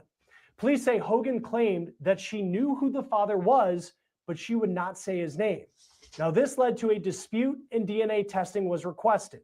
Police cite a public investigator that followed Hogan to the DNA appointment in April 2024.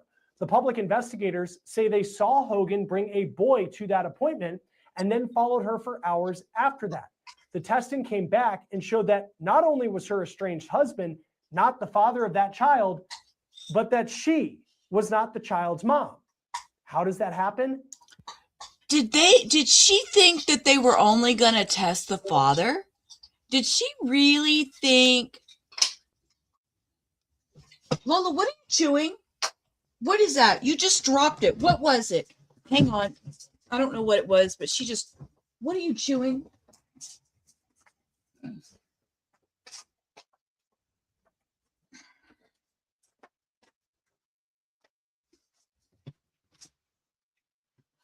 Okay, sorry. I thought it was something metal or it's some piece of plastic. I don't know what it is. These dogs, some days I need the biggest break. Yeah, people are exhausting. People are exhausting. She's not the sharpest tool in the shed. No, she's not. She's not. But what, I don't even know what I was saying. I totally lost my train of thought when I heard Lola chewing something. Let's rewind just a second. Oh, I know what I was saying. Did she not think they were not going to test her DNA too? Did she think she was going to only test the father? I mean, y'all get, hey, Ty. He's not in there. Right? I mean, maternity, paternity. What? This is what police say. Police claim that Hogan brought her nephew to that appointment, not her son. So that is the alleged deceitful act that we're talking about.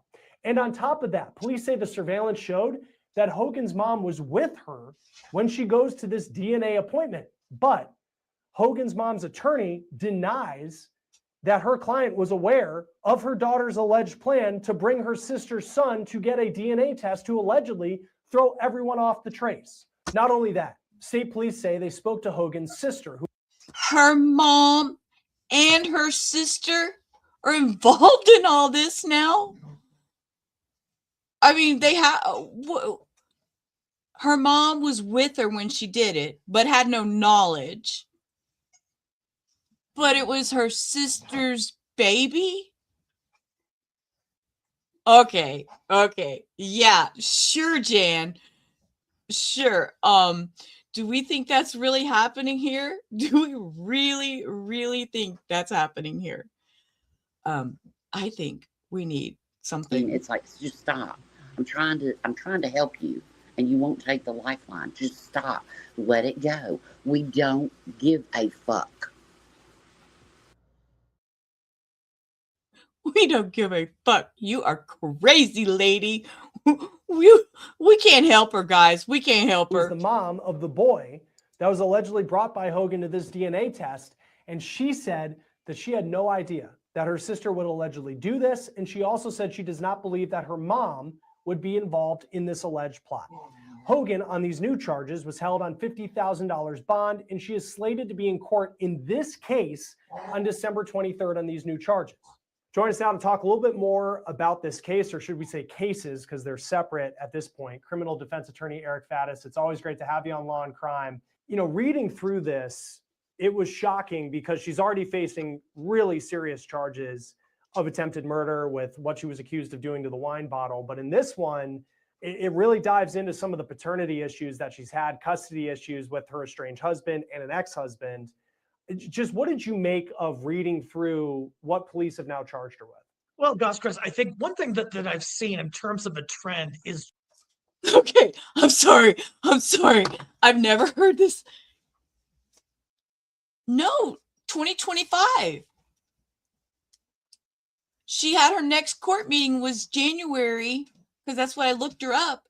It says her next court is January 27, 2026. This happened. Her new charges were December 2025. Her new charges were December 25.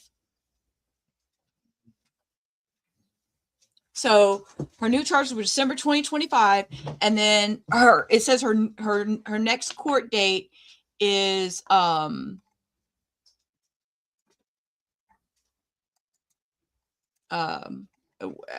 it says January 27th, but I know that's already come and gone.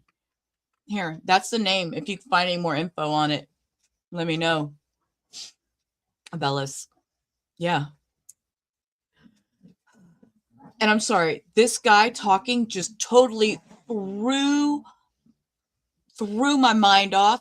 I don't know what I expected his voice to sound like, but it was not the voice that came out of his mouth.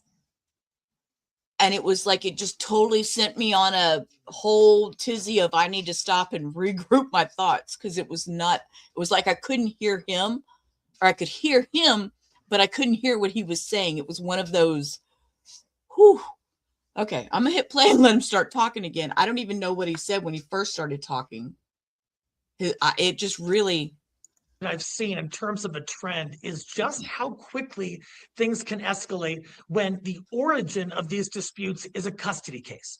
That is something, it's so emotionally charged. It drives people to do outrageous things. And those are the allegations here, not only with the attempted murder, but then with these alleged deceptive activities in the family law case as well. The defendant is just digging herself a larger hole, and unfortunately not surprising in this heated custody context. And looking at this, it seems separate at this point. We have the attempted murder case that is ongoing. She's due in court next year on that one. She's been out on bond. But then this one, she'll be in court on these new charges December 23rd. How likely is it that these will remain separate? Well, you know, if I'm the prosecutor, I might. So he's saying, when was this video done? Hang on, let me back out. When was this video done? Because it was done on December 21st. So they're saying, so then her court was December 23rd, 2025. So it was the court on the DNA test. Oh, I need to look into this more. I'm going to let them finish talking. They've got like another 13 minutes, but this is something that I want to look into, and we're going to find out more information, because I really want to know more now. Explore whether it's possible to join these cases. There is really a common thread that runs through them. The familial disputes appear to be a motive for the attempted murder, and that is the context in which these deceptive DNA tactics allegedly occurred. It also involves similar parties. You know, the same defendant, the same family is involved. On the flip side, if I'm defense, I am trying to, as best I can, to keep these separate, because you don't want a jury in an attempted murder case hearing about some sort of alleged underhanded measures taken in the DNA case that appear to go to the defendant's credibility. What goes into determining whether cases like this get combined? You know, different jurisdictions have different rules on this. You know, in Colorado, where I practice, one potentially applicable rule is whether it is the same series of criminal transactions that gave rise to an ultimate event. And so here, that's kind of arguable, right? The DNA stuff happened, it preceded the alleged poisoning. And so, you know, will those be combined? If I'm defense, I'm saying, hey, judge, you should not combine these, because it's going to have an unduly prejudicial effect on my client. Even if there is some relationship between the two cases, a jury is going to hear about this DNA stuff and might hold that against the client on the attempted murder charge. And so defense, I think, is going to really try to ensure that these cases remain severed to the extent possible. So I also think if you were a prosecutor and you're trying to paint this picture of who she is in the attempted murder case, this person that would go to extreme lengths to allegedly try to kill her estranged husband. And I know her defense has said that this was actually a very, I guess, volatile, toxic back and forth with her estranged husband. But now you add in that she's accused of taking her nephew to present as her child for a DNA test. You know, when it comes to what her character might look like in the attempted murder case, that would be really, really bad. Oh, good thought. That was a good thought. Yes, it's going to make her look bad when it comes to the attempted murder case, because of the DNA thing. That's interesting. Ooh, all righty. Even if these cases aren't combined, can a prosecutor take, well, she's facing allegations in this other case, and this is what she's accused of doing. Can you take that? It depends on if the judge is going to let it in. And then add it into your case on the attempted murder charge. You know, even if the cases remain separate, there might be some facts in one case that are relevant to the other case. And so here, you know, as a prosecutor, you want to tell the whole story to the jury. You want to kind of start from the beginning and show how this escalated. What were the triggering events that gave rise to the alleged poisoning allegations? And you know, the deception in the family law case is part and parcel of that. So if I'm prosecutor, I'm definitely trying to reference those events defense. And then also, Chris, if the defendant were to testify in the attempted murder case, I think that opens the door for these deceptive practices beforehand to come in, because it goes against her credibility. Prosecutor's going to say the jury should know about this.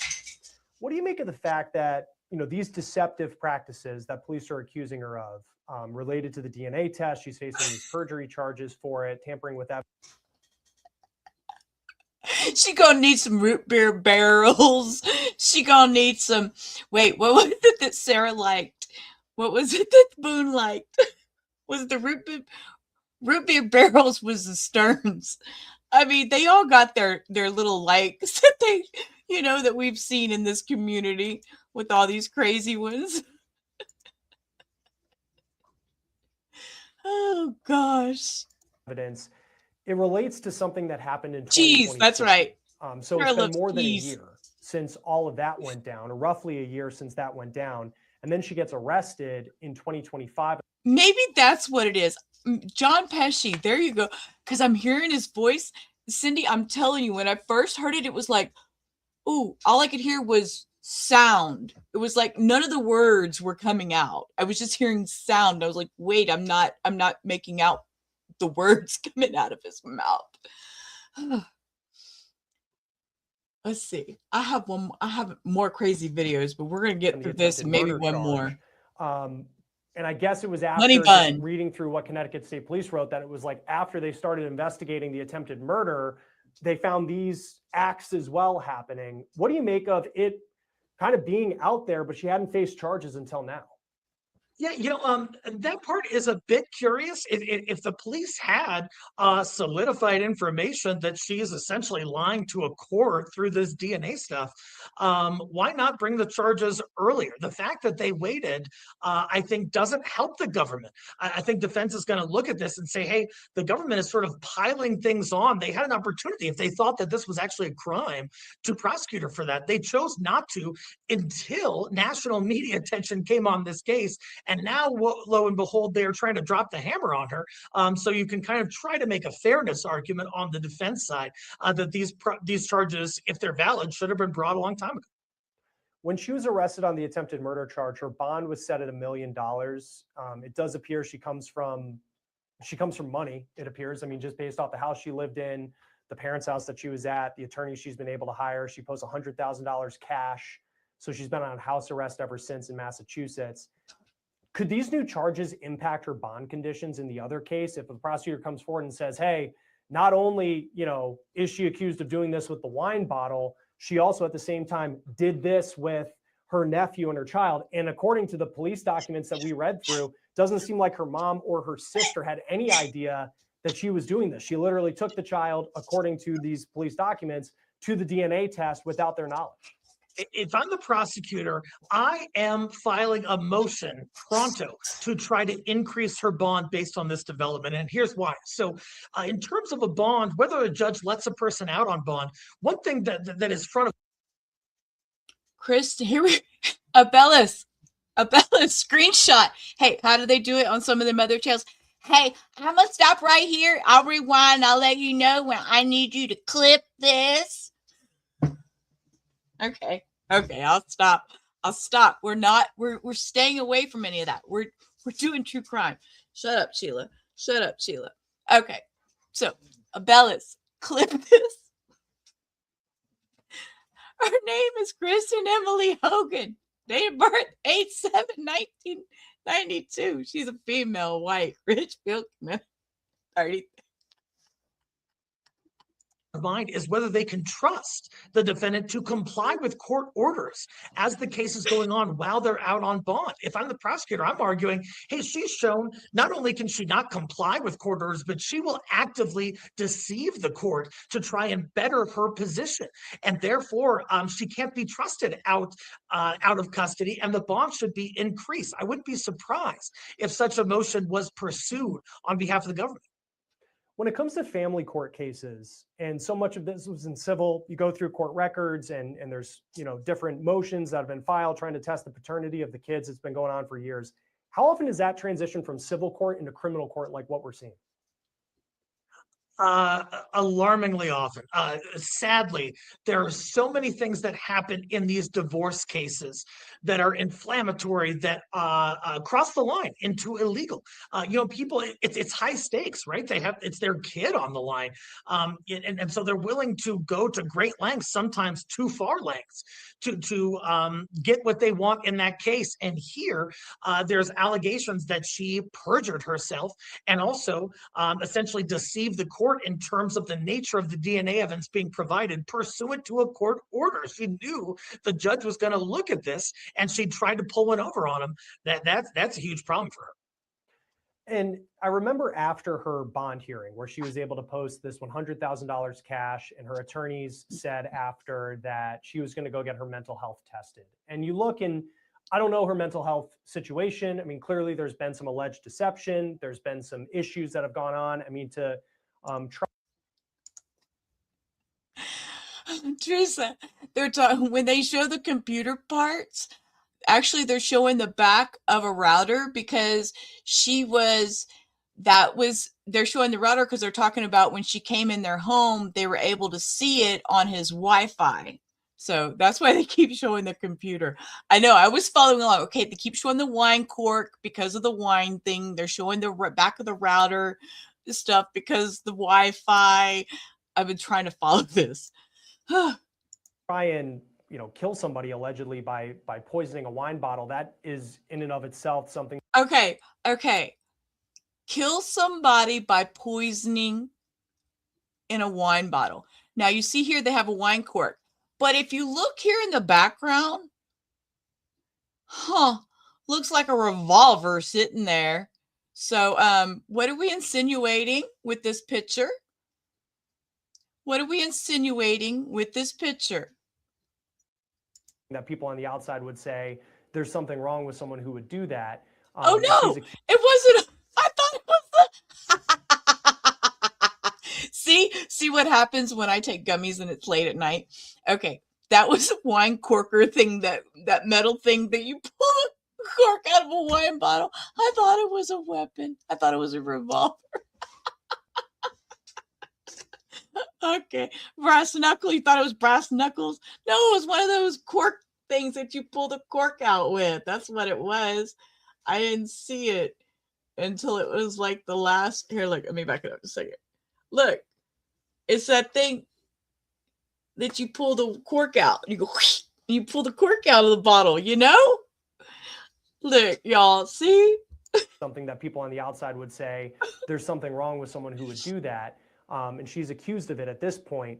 But what's the bar for there to be a mental health defense in the attempted murder case? Gosh, it's a super high bar, Chris. It's not something like you see in the movies where people get off on not guilty by reason of insanity regularly. That's just not the reality.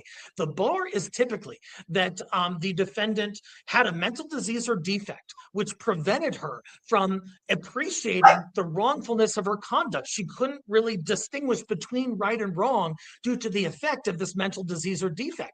That's an extremely high bar. What is that mental disease or defect? Sometimes we talk about schizophrenia, bipolar disorder, that kind of thing. I'm just not aware of any such diagnosis yet made public in a case like this. But to say that she didn't know what she was doing was wrong, that's sort of undercut by the calculated nature of the deception in which she allegedly engaged by giving her nephew's DNA and passing it off as somebody else's. When it comes to the attempted murder case, and you have not only just the bottle that tested positive for the antifreeze, you have the husband had it in his system, according to police. You have Google searches of the type of chemicals that are involved. She, to an extent, I think so too. Talked about it a little bit at the Case hospital as well. It seems like there's a lot of evidence that's against her. She has some, it appears, expensive attorneys that are on her side because she comes from some means. What are those attorneys probably doing right now as they're building their defense against the attempted murder charge? Sure. So attempted murder, of course, is an extremely serious allegation. From defense perspective, you got to pick it apart. You got to look at the elements of it and say, hey, is there really enough evidence for a specific element? So for attempted murder, they've got to prove that she intentionally tried to kill somebody. That was her conscious objective, to try to kill him. And I think some of the reports have indicated that her defense might look like, hey, she freaked out and she made a horrible decision, but she just wanted to harm him. She didn't intend to actually take his life. And there are some reports to that effect. If that's the case, if the defense gets a jury to buy that, that is a significantly lesser charge for which, you know, a handful of years in custody might be rendered as opposed to decades and decades. And so it's really a big difference between attempted murder and something lesser, which I think they're going to try to argue to a jury. How does that work where if she's charged with attempted murder and then let's just say it is proven because she did make a statement, something along the lines of like, I didn't want to kill him. And if that's really her defense and the jury buys that, is that she's not guilty of attempted murder? Or is it how does it work that suddenly you're charged with something lesser than that? Because she still did, if all of this is true, put antifreeze in a wine bottle. Sure. So in many jurisdictions, including Colorado where I practice, they have what are called lesser included offense and lesser non-included offenses. Basically what that looks like is if someone is on trial for attempted murder and they can't prove an intent to kill, but they can prove an intent to harm, that could bring it down to a lesser included offense of like assault. Now assault in many jurisdictions, simple assault, is just a misdemeanor. Now would it be assault with the intention to cause bodily injury? These are all nuances that can be parsed out at trial. But just because they can't get her on the hook for the most serious charge doesn't mean she's off the hook for other significant charges that might be lesser offenses. Now, she was able to post, there's a lot of people accused of attempted murder who do not see the outside of a jail cell until their trial and if they're found guilty or innocent. In her case, she's able to post $100,000. What did you make of that? Because I know. And that's no cheap bail. That's no cheap bail. Yeah, and I totally agree with you, Case One. Like I said a minute ago, I totally agree with you. She knew what she was doing. Obviously, she had to know. People will look and say, well, here's someone with money and they get off and are able to go home or not have to live in a jail while this case is going on. There's a lot of people that can't put up $100,000 cash. It is such a game changer when a defendant is able to bond out of custody to fight from the outside. I mean, hey, look, when I have clients who are in custody, I can't send them an email for urgent information. I can't shoot them a text. I can't have this ongoing flow of communication. On top of that, I have to go and like submit physical documents to them for them to review. Takes them some time. They call me a week later and say, hey, I looked at this. Here's my feedback. Whereas all of that can be done in 20 minutes if the person's out of custody. So it can bring the representation to a snail's pace when the individual is in custody. And a lot of folks just simply do not have the opportunity, the financial resources like this defendant did to be out of custody and fighting it with full force. Yeah, and we'll see what happens next. Certainly a new development. Makes things a little bit more complicated, just kind of going through the court documents and figuring out the type of punishment, if any, this woman could end up facing. But certainly very interesting story. We'll see what happens next. Definitely. Let me see. This one is only 10 and a half minutes. So after this one, yeah, I keep going back to Case One's comment. I totally think she knew what she was doing. So this one's 10 minutes. After this, we'll do a palate cleanser of, me and my funny dogs, because that's just my thing.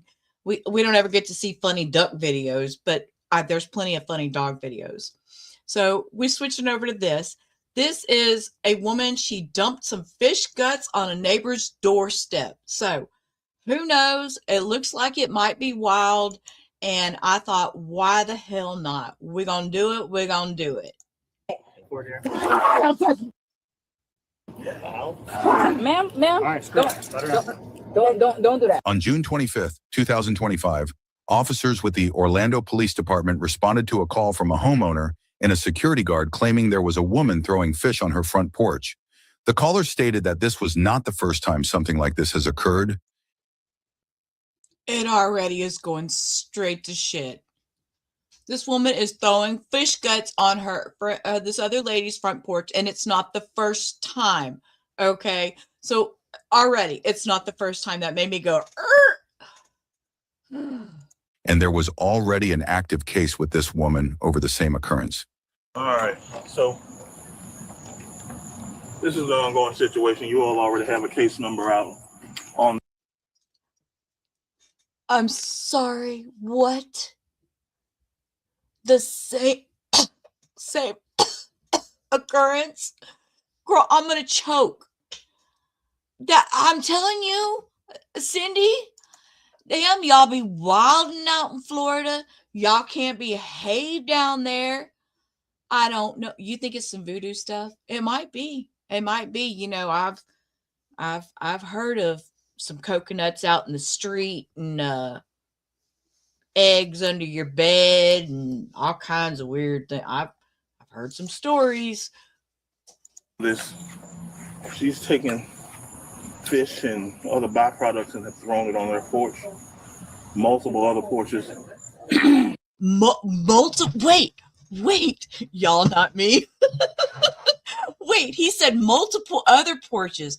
So it wasn't just on this one lady's porch. She's done it to other people. Y'all, women, y'all gotta behave. This is just a night of shitty women out here on the streets. I think everything I've reviewed have been crazy ass women. What in the hell? It turned into a verbal earlier. Her whole thing, I guess she feels like they're not contributing to what. Is he going house to house? I heard a kid out there. Y'all stop. Is he going house to house and she needs to go get every door? Multiple other porches. It turned into a verbal earlier. Her whole thing, I guess she feels like they're not contributing to what they're supposed to be getting from OHA and all of that type of stuff. But this is going on for some time with them. I guess they've been neighbors for about 9 years. 9 years y'all been neighbors with each other? 9 years and they can't get along. This is one group here, another group that she's done it to as well, and then another group that's over there that she's done it to. You guys have been out here with multiple interactions with it, but I don't think that they're really doing anything with it. So you're stating she? Yeah, yes. Someone sitting down. Team Signal 20. So. Okay, and she's. I'm sorry.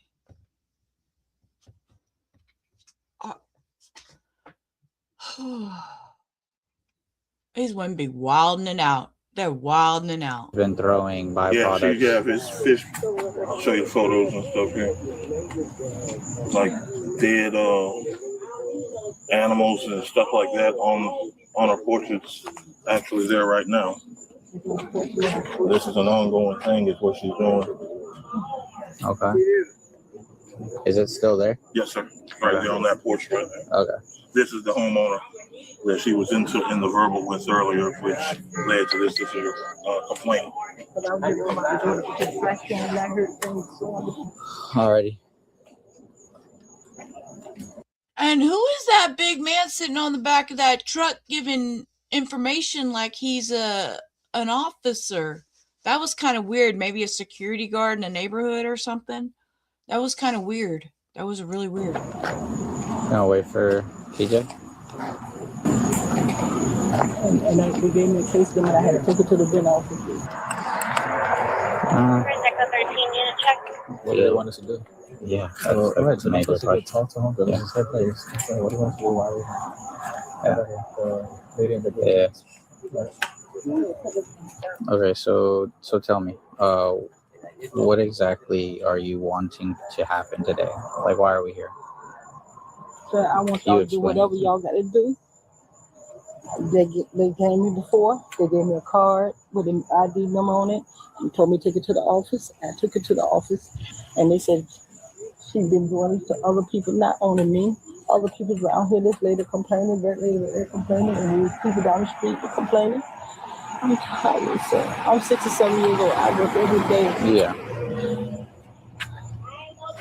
And so you've taken that card and given it Wait, wait. I need to hear what the lady is hollering in the background. Something about that same shit. I ain't talk. What is that lady hollering in the background? Y'all, I'm not Karen. I'm that nosy Mrs. Kravitz. Yeah, and I want to know what that signal 20 is, too. He said that lady over there complaining, and then we hear some lady back there start hollering. Complaining. I'm tired, sir. I'm 67 years old. I work every day. Yeah. And so you've taken that car. Said, I ain't nobody something in that same shit. That's all I could understand. And given it to the rent offer, and they got reports on her and everything. Yeah. Oh, she said something about something and you run your mouth. Oh, she's big mad about something, Cindy. This ain't the first time. This is about the fourth time she done did my porch like this. And I called it. I just hear her keep saying, you gonna run your mouth. You gonna run your mouth. Police before. And I just called them tonight. So something on y'all's ass. Oh, she big mad. I ain't even listening to the lady talking cop right now. We'll rewind in a minute. I'm listening to the lady hollering in the background. I'm sorry, but I'm just nervous. And I have been drinking the beer. I ain't gonna tell you.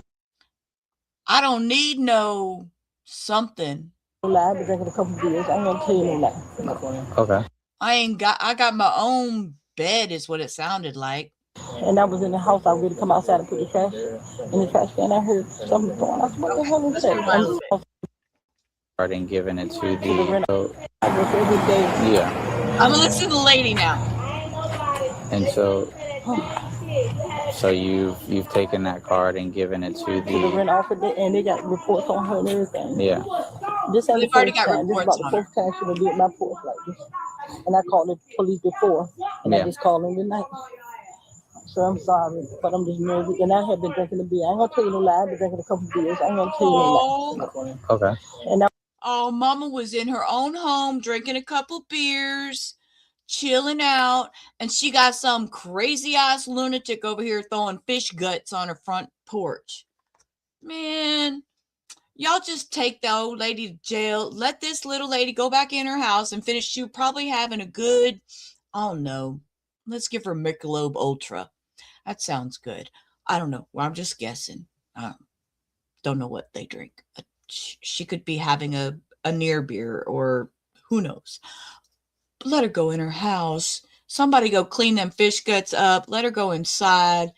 And y'all take that other lady out there screaming to jail. I was in the house. I was ready to come outside and put the trash in the trash can. I heard something going. I said, what the hell is that? I'm no disrespect to you. Yeah. And the police officer, why you throw the stuff on the people's porch like that? He said, she don't like that. He said, she said, oh, she might not like it, but the cats like it. The cats? The cat? Okay, we're out here feeding. I'm telling y'all, that lady's crazy. Yeah, the smell. Yeah. I'm sorry. She ain't only did my porch. This lady right there, she done did the people over there, people down the street. Yeah. I'm so nervous.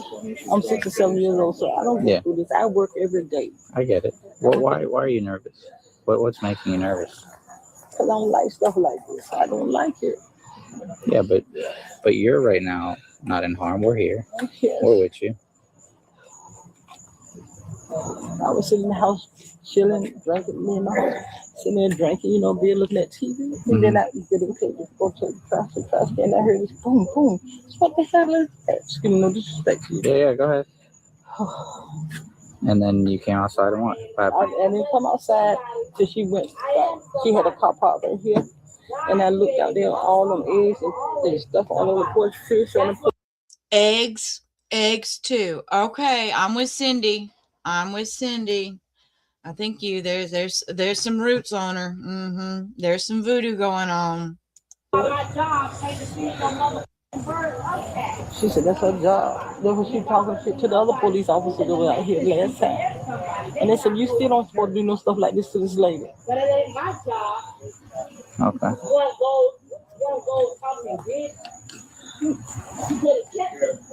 So that's somebody that called her an old fucking bitch. Yeah. Yes.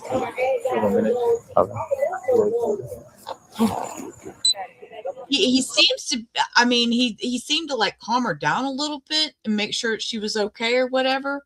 But I don't know. Yeah, he didn't seem very I don't know.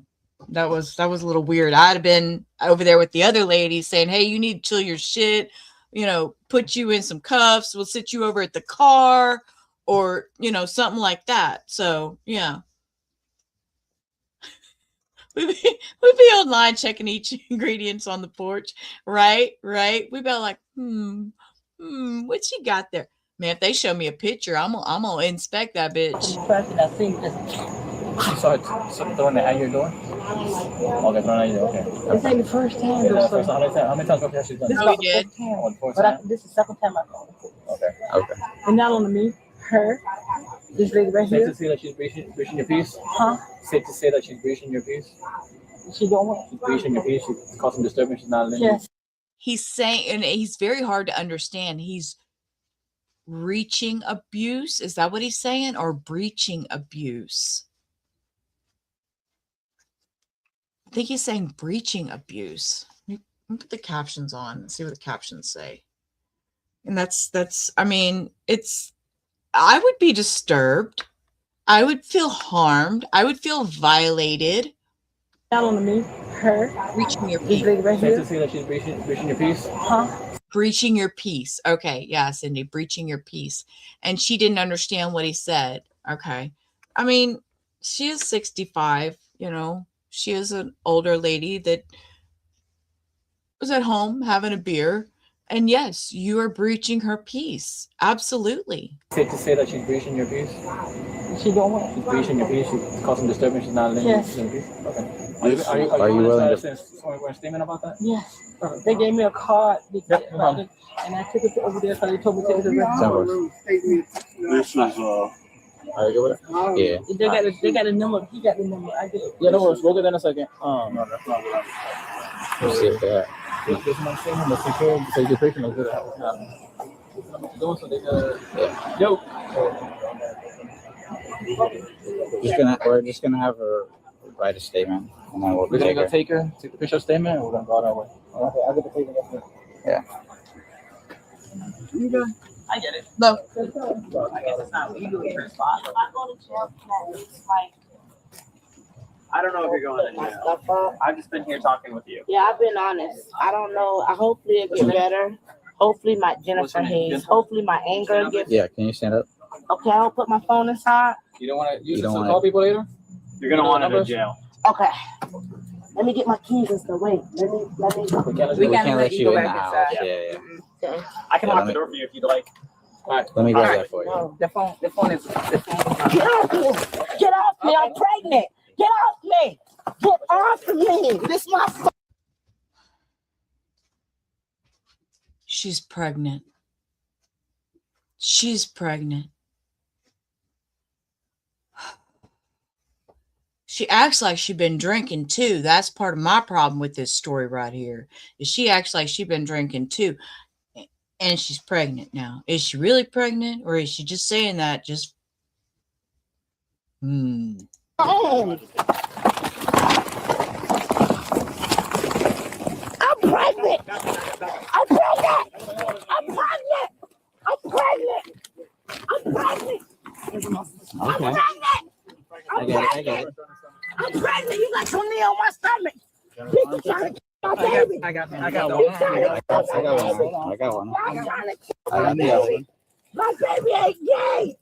Y'all trying to kill my Why baby! you trying to scratch me, bro? You want to get a charge? No, she's Get off me! I got that. Get off my stomach! No one's on your stomach. You got a knee on my stomach! Get your knee off my stomach! What you trying to block and Floyd me? No, get up. We're gonna sit you up, all right? Get the fuck off me! Get off me! You walk to the car, please. Get off me! Get the fuck off me! Why?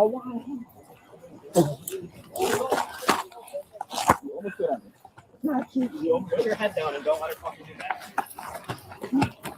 Stop. Well, come on, let's go. Stop.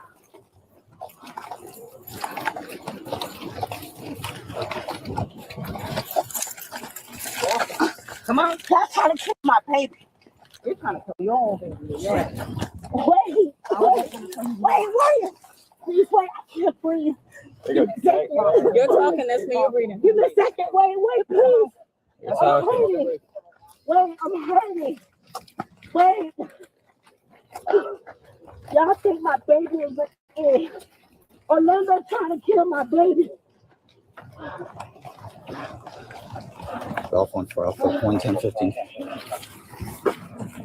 Where's my phone? You want to double lock? I haven't either, Cindy. I'm like biting my tongue over here. I'm backing up a little bit.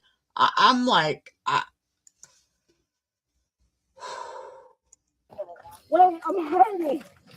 Wait. Y'all think my baby is in. Orlando. I mean, that one lady looks like she got a grip on her hair. Like she got some hands on them braids. One's up there up under her arm right here, holding her arm up like that. Whew. I love body cams, Trissa. I love body cams. That is my favorite thing to watch is body cams. Trying to kill my baby. No, she got her up on her shoulder. I thought she had her by the hair. But she's got her by the shoulder. And I got one holding the cuffs. Wait, I'm hungry. I know, right? What is wrong with this woman? For Alpha 11015. Where's my phone? You want to double lock those? Is it not on the ground? I got it. Is it on the ground? Yep, we'll get it for you. What are you looking for here? Ma'am. All right, go. Oh, there she did grab her braids. I thought I'd seen somewhere in this video she grabbed her braids. Right there, she did. She just grabbed her handful.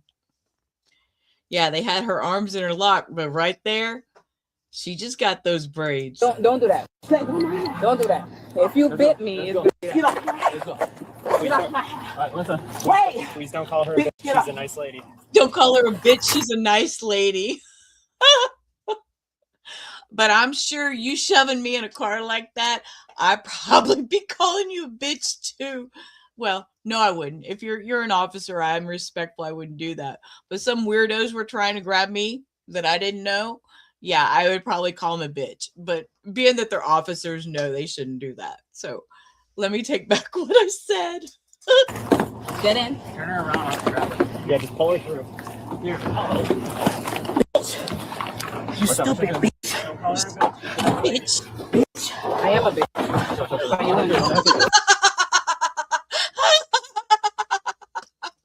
Did you hear that, cop? Oh, we gotta rewind. We gotta rewind. You hear that, cop? Yep, I am a bitch. Oh gosh. Comedy in the chaos, y'all. I missed this. I really did. Just pull her through. Here. You stupid bitch. Bitch. I am a bitch. And the cop backdrop. He's like, don't do that. Just I am a bitch. Right? There you go, Bellas. Clip that. I am a bitch. No, I'm kidding. That worked out well. Did you spit on? No. Oh, he didn't get you? Right. No. What's wrong with you? I'm doing this job. And the ID. Oh, what? Jennifer, what's your last name? Tell me 51 to BRC 1 Bravo Foxtrot. Copy starting. The woman was then transported to the Orange County Jail where she was booked and charged with battery on law enforcement officer and disorderly conduct. Her charges were originally filed as a felony in circuit court, but the state... She was charged with battery? Is that what he said? Orange County Jail where she was booked and charged with battery on law enforcement officer.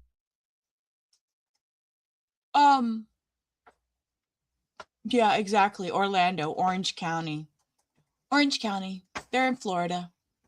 Well, I don't know. We have an Orange County in Texas too. But no, this is Florida crazy. I guarantee you it's Florida crazy. No, we have a city called Orange, it's not Orange County. Okay, but my question was, she's booked on charge with battery on law enforcement. Are they going to get to any charges on her for putting the fish guts on this lady's porch? Officer and disorderly conduct. Her charges were originally filed as a felony in circuit court, but the state later decided it should be handled as a misdemeanor instead. Because misdemeanors are handled in county court, the prosecutor asked the clerk to transfer the case administratively. If you enjoy the content we... Okay, look, my mind's fucking blown away now, guys. My mind's absolutely, I've lost all sanity. And they lowered it down to the county court or municipal court, which made it a misdemeanor.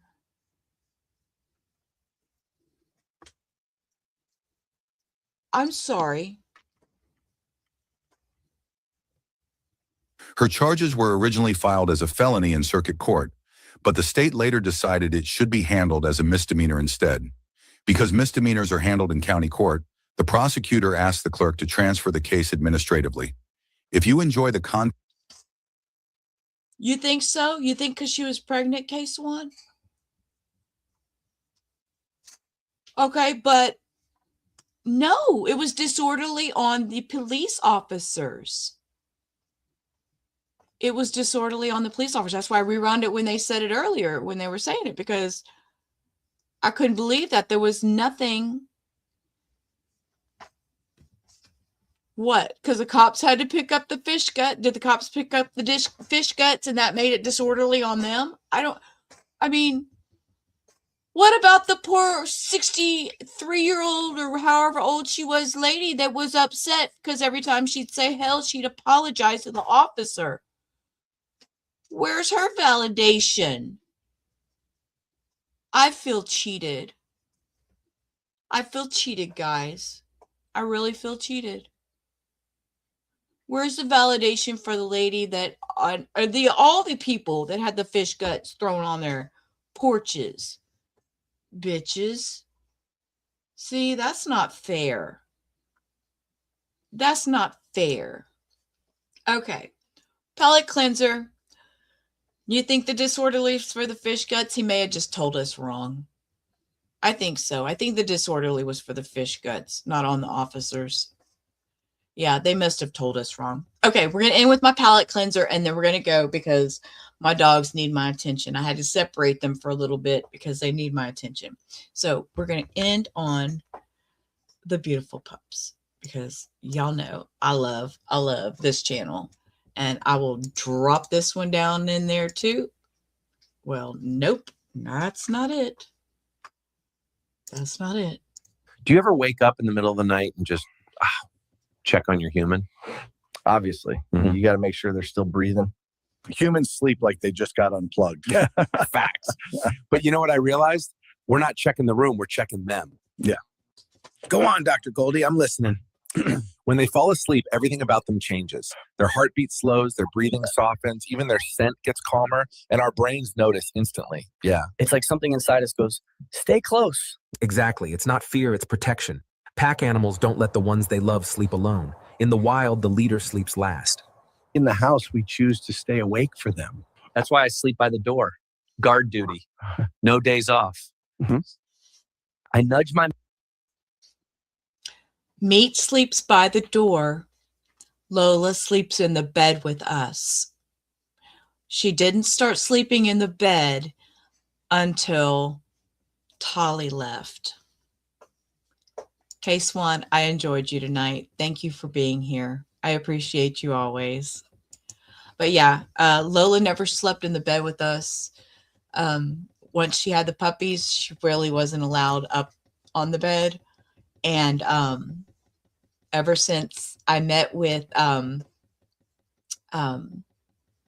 and she took Tolly, Lola's been sleeping in the bed with us at night, so I found that interesting.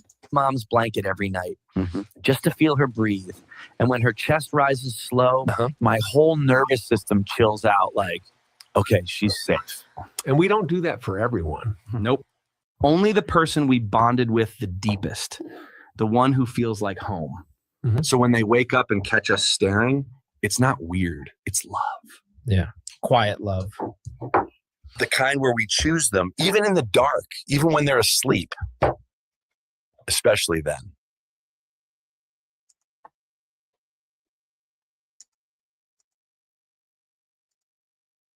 With that, I'm going to leave y'all.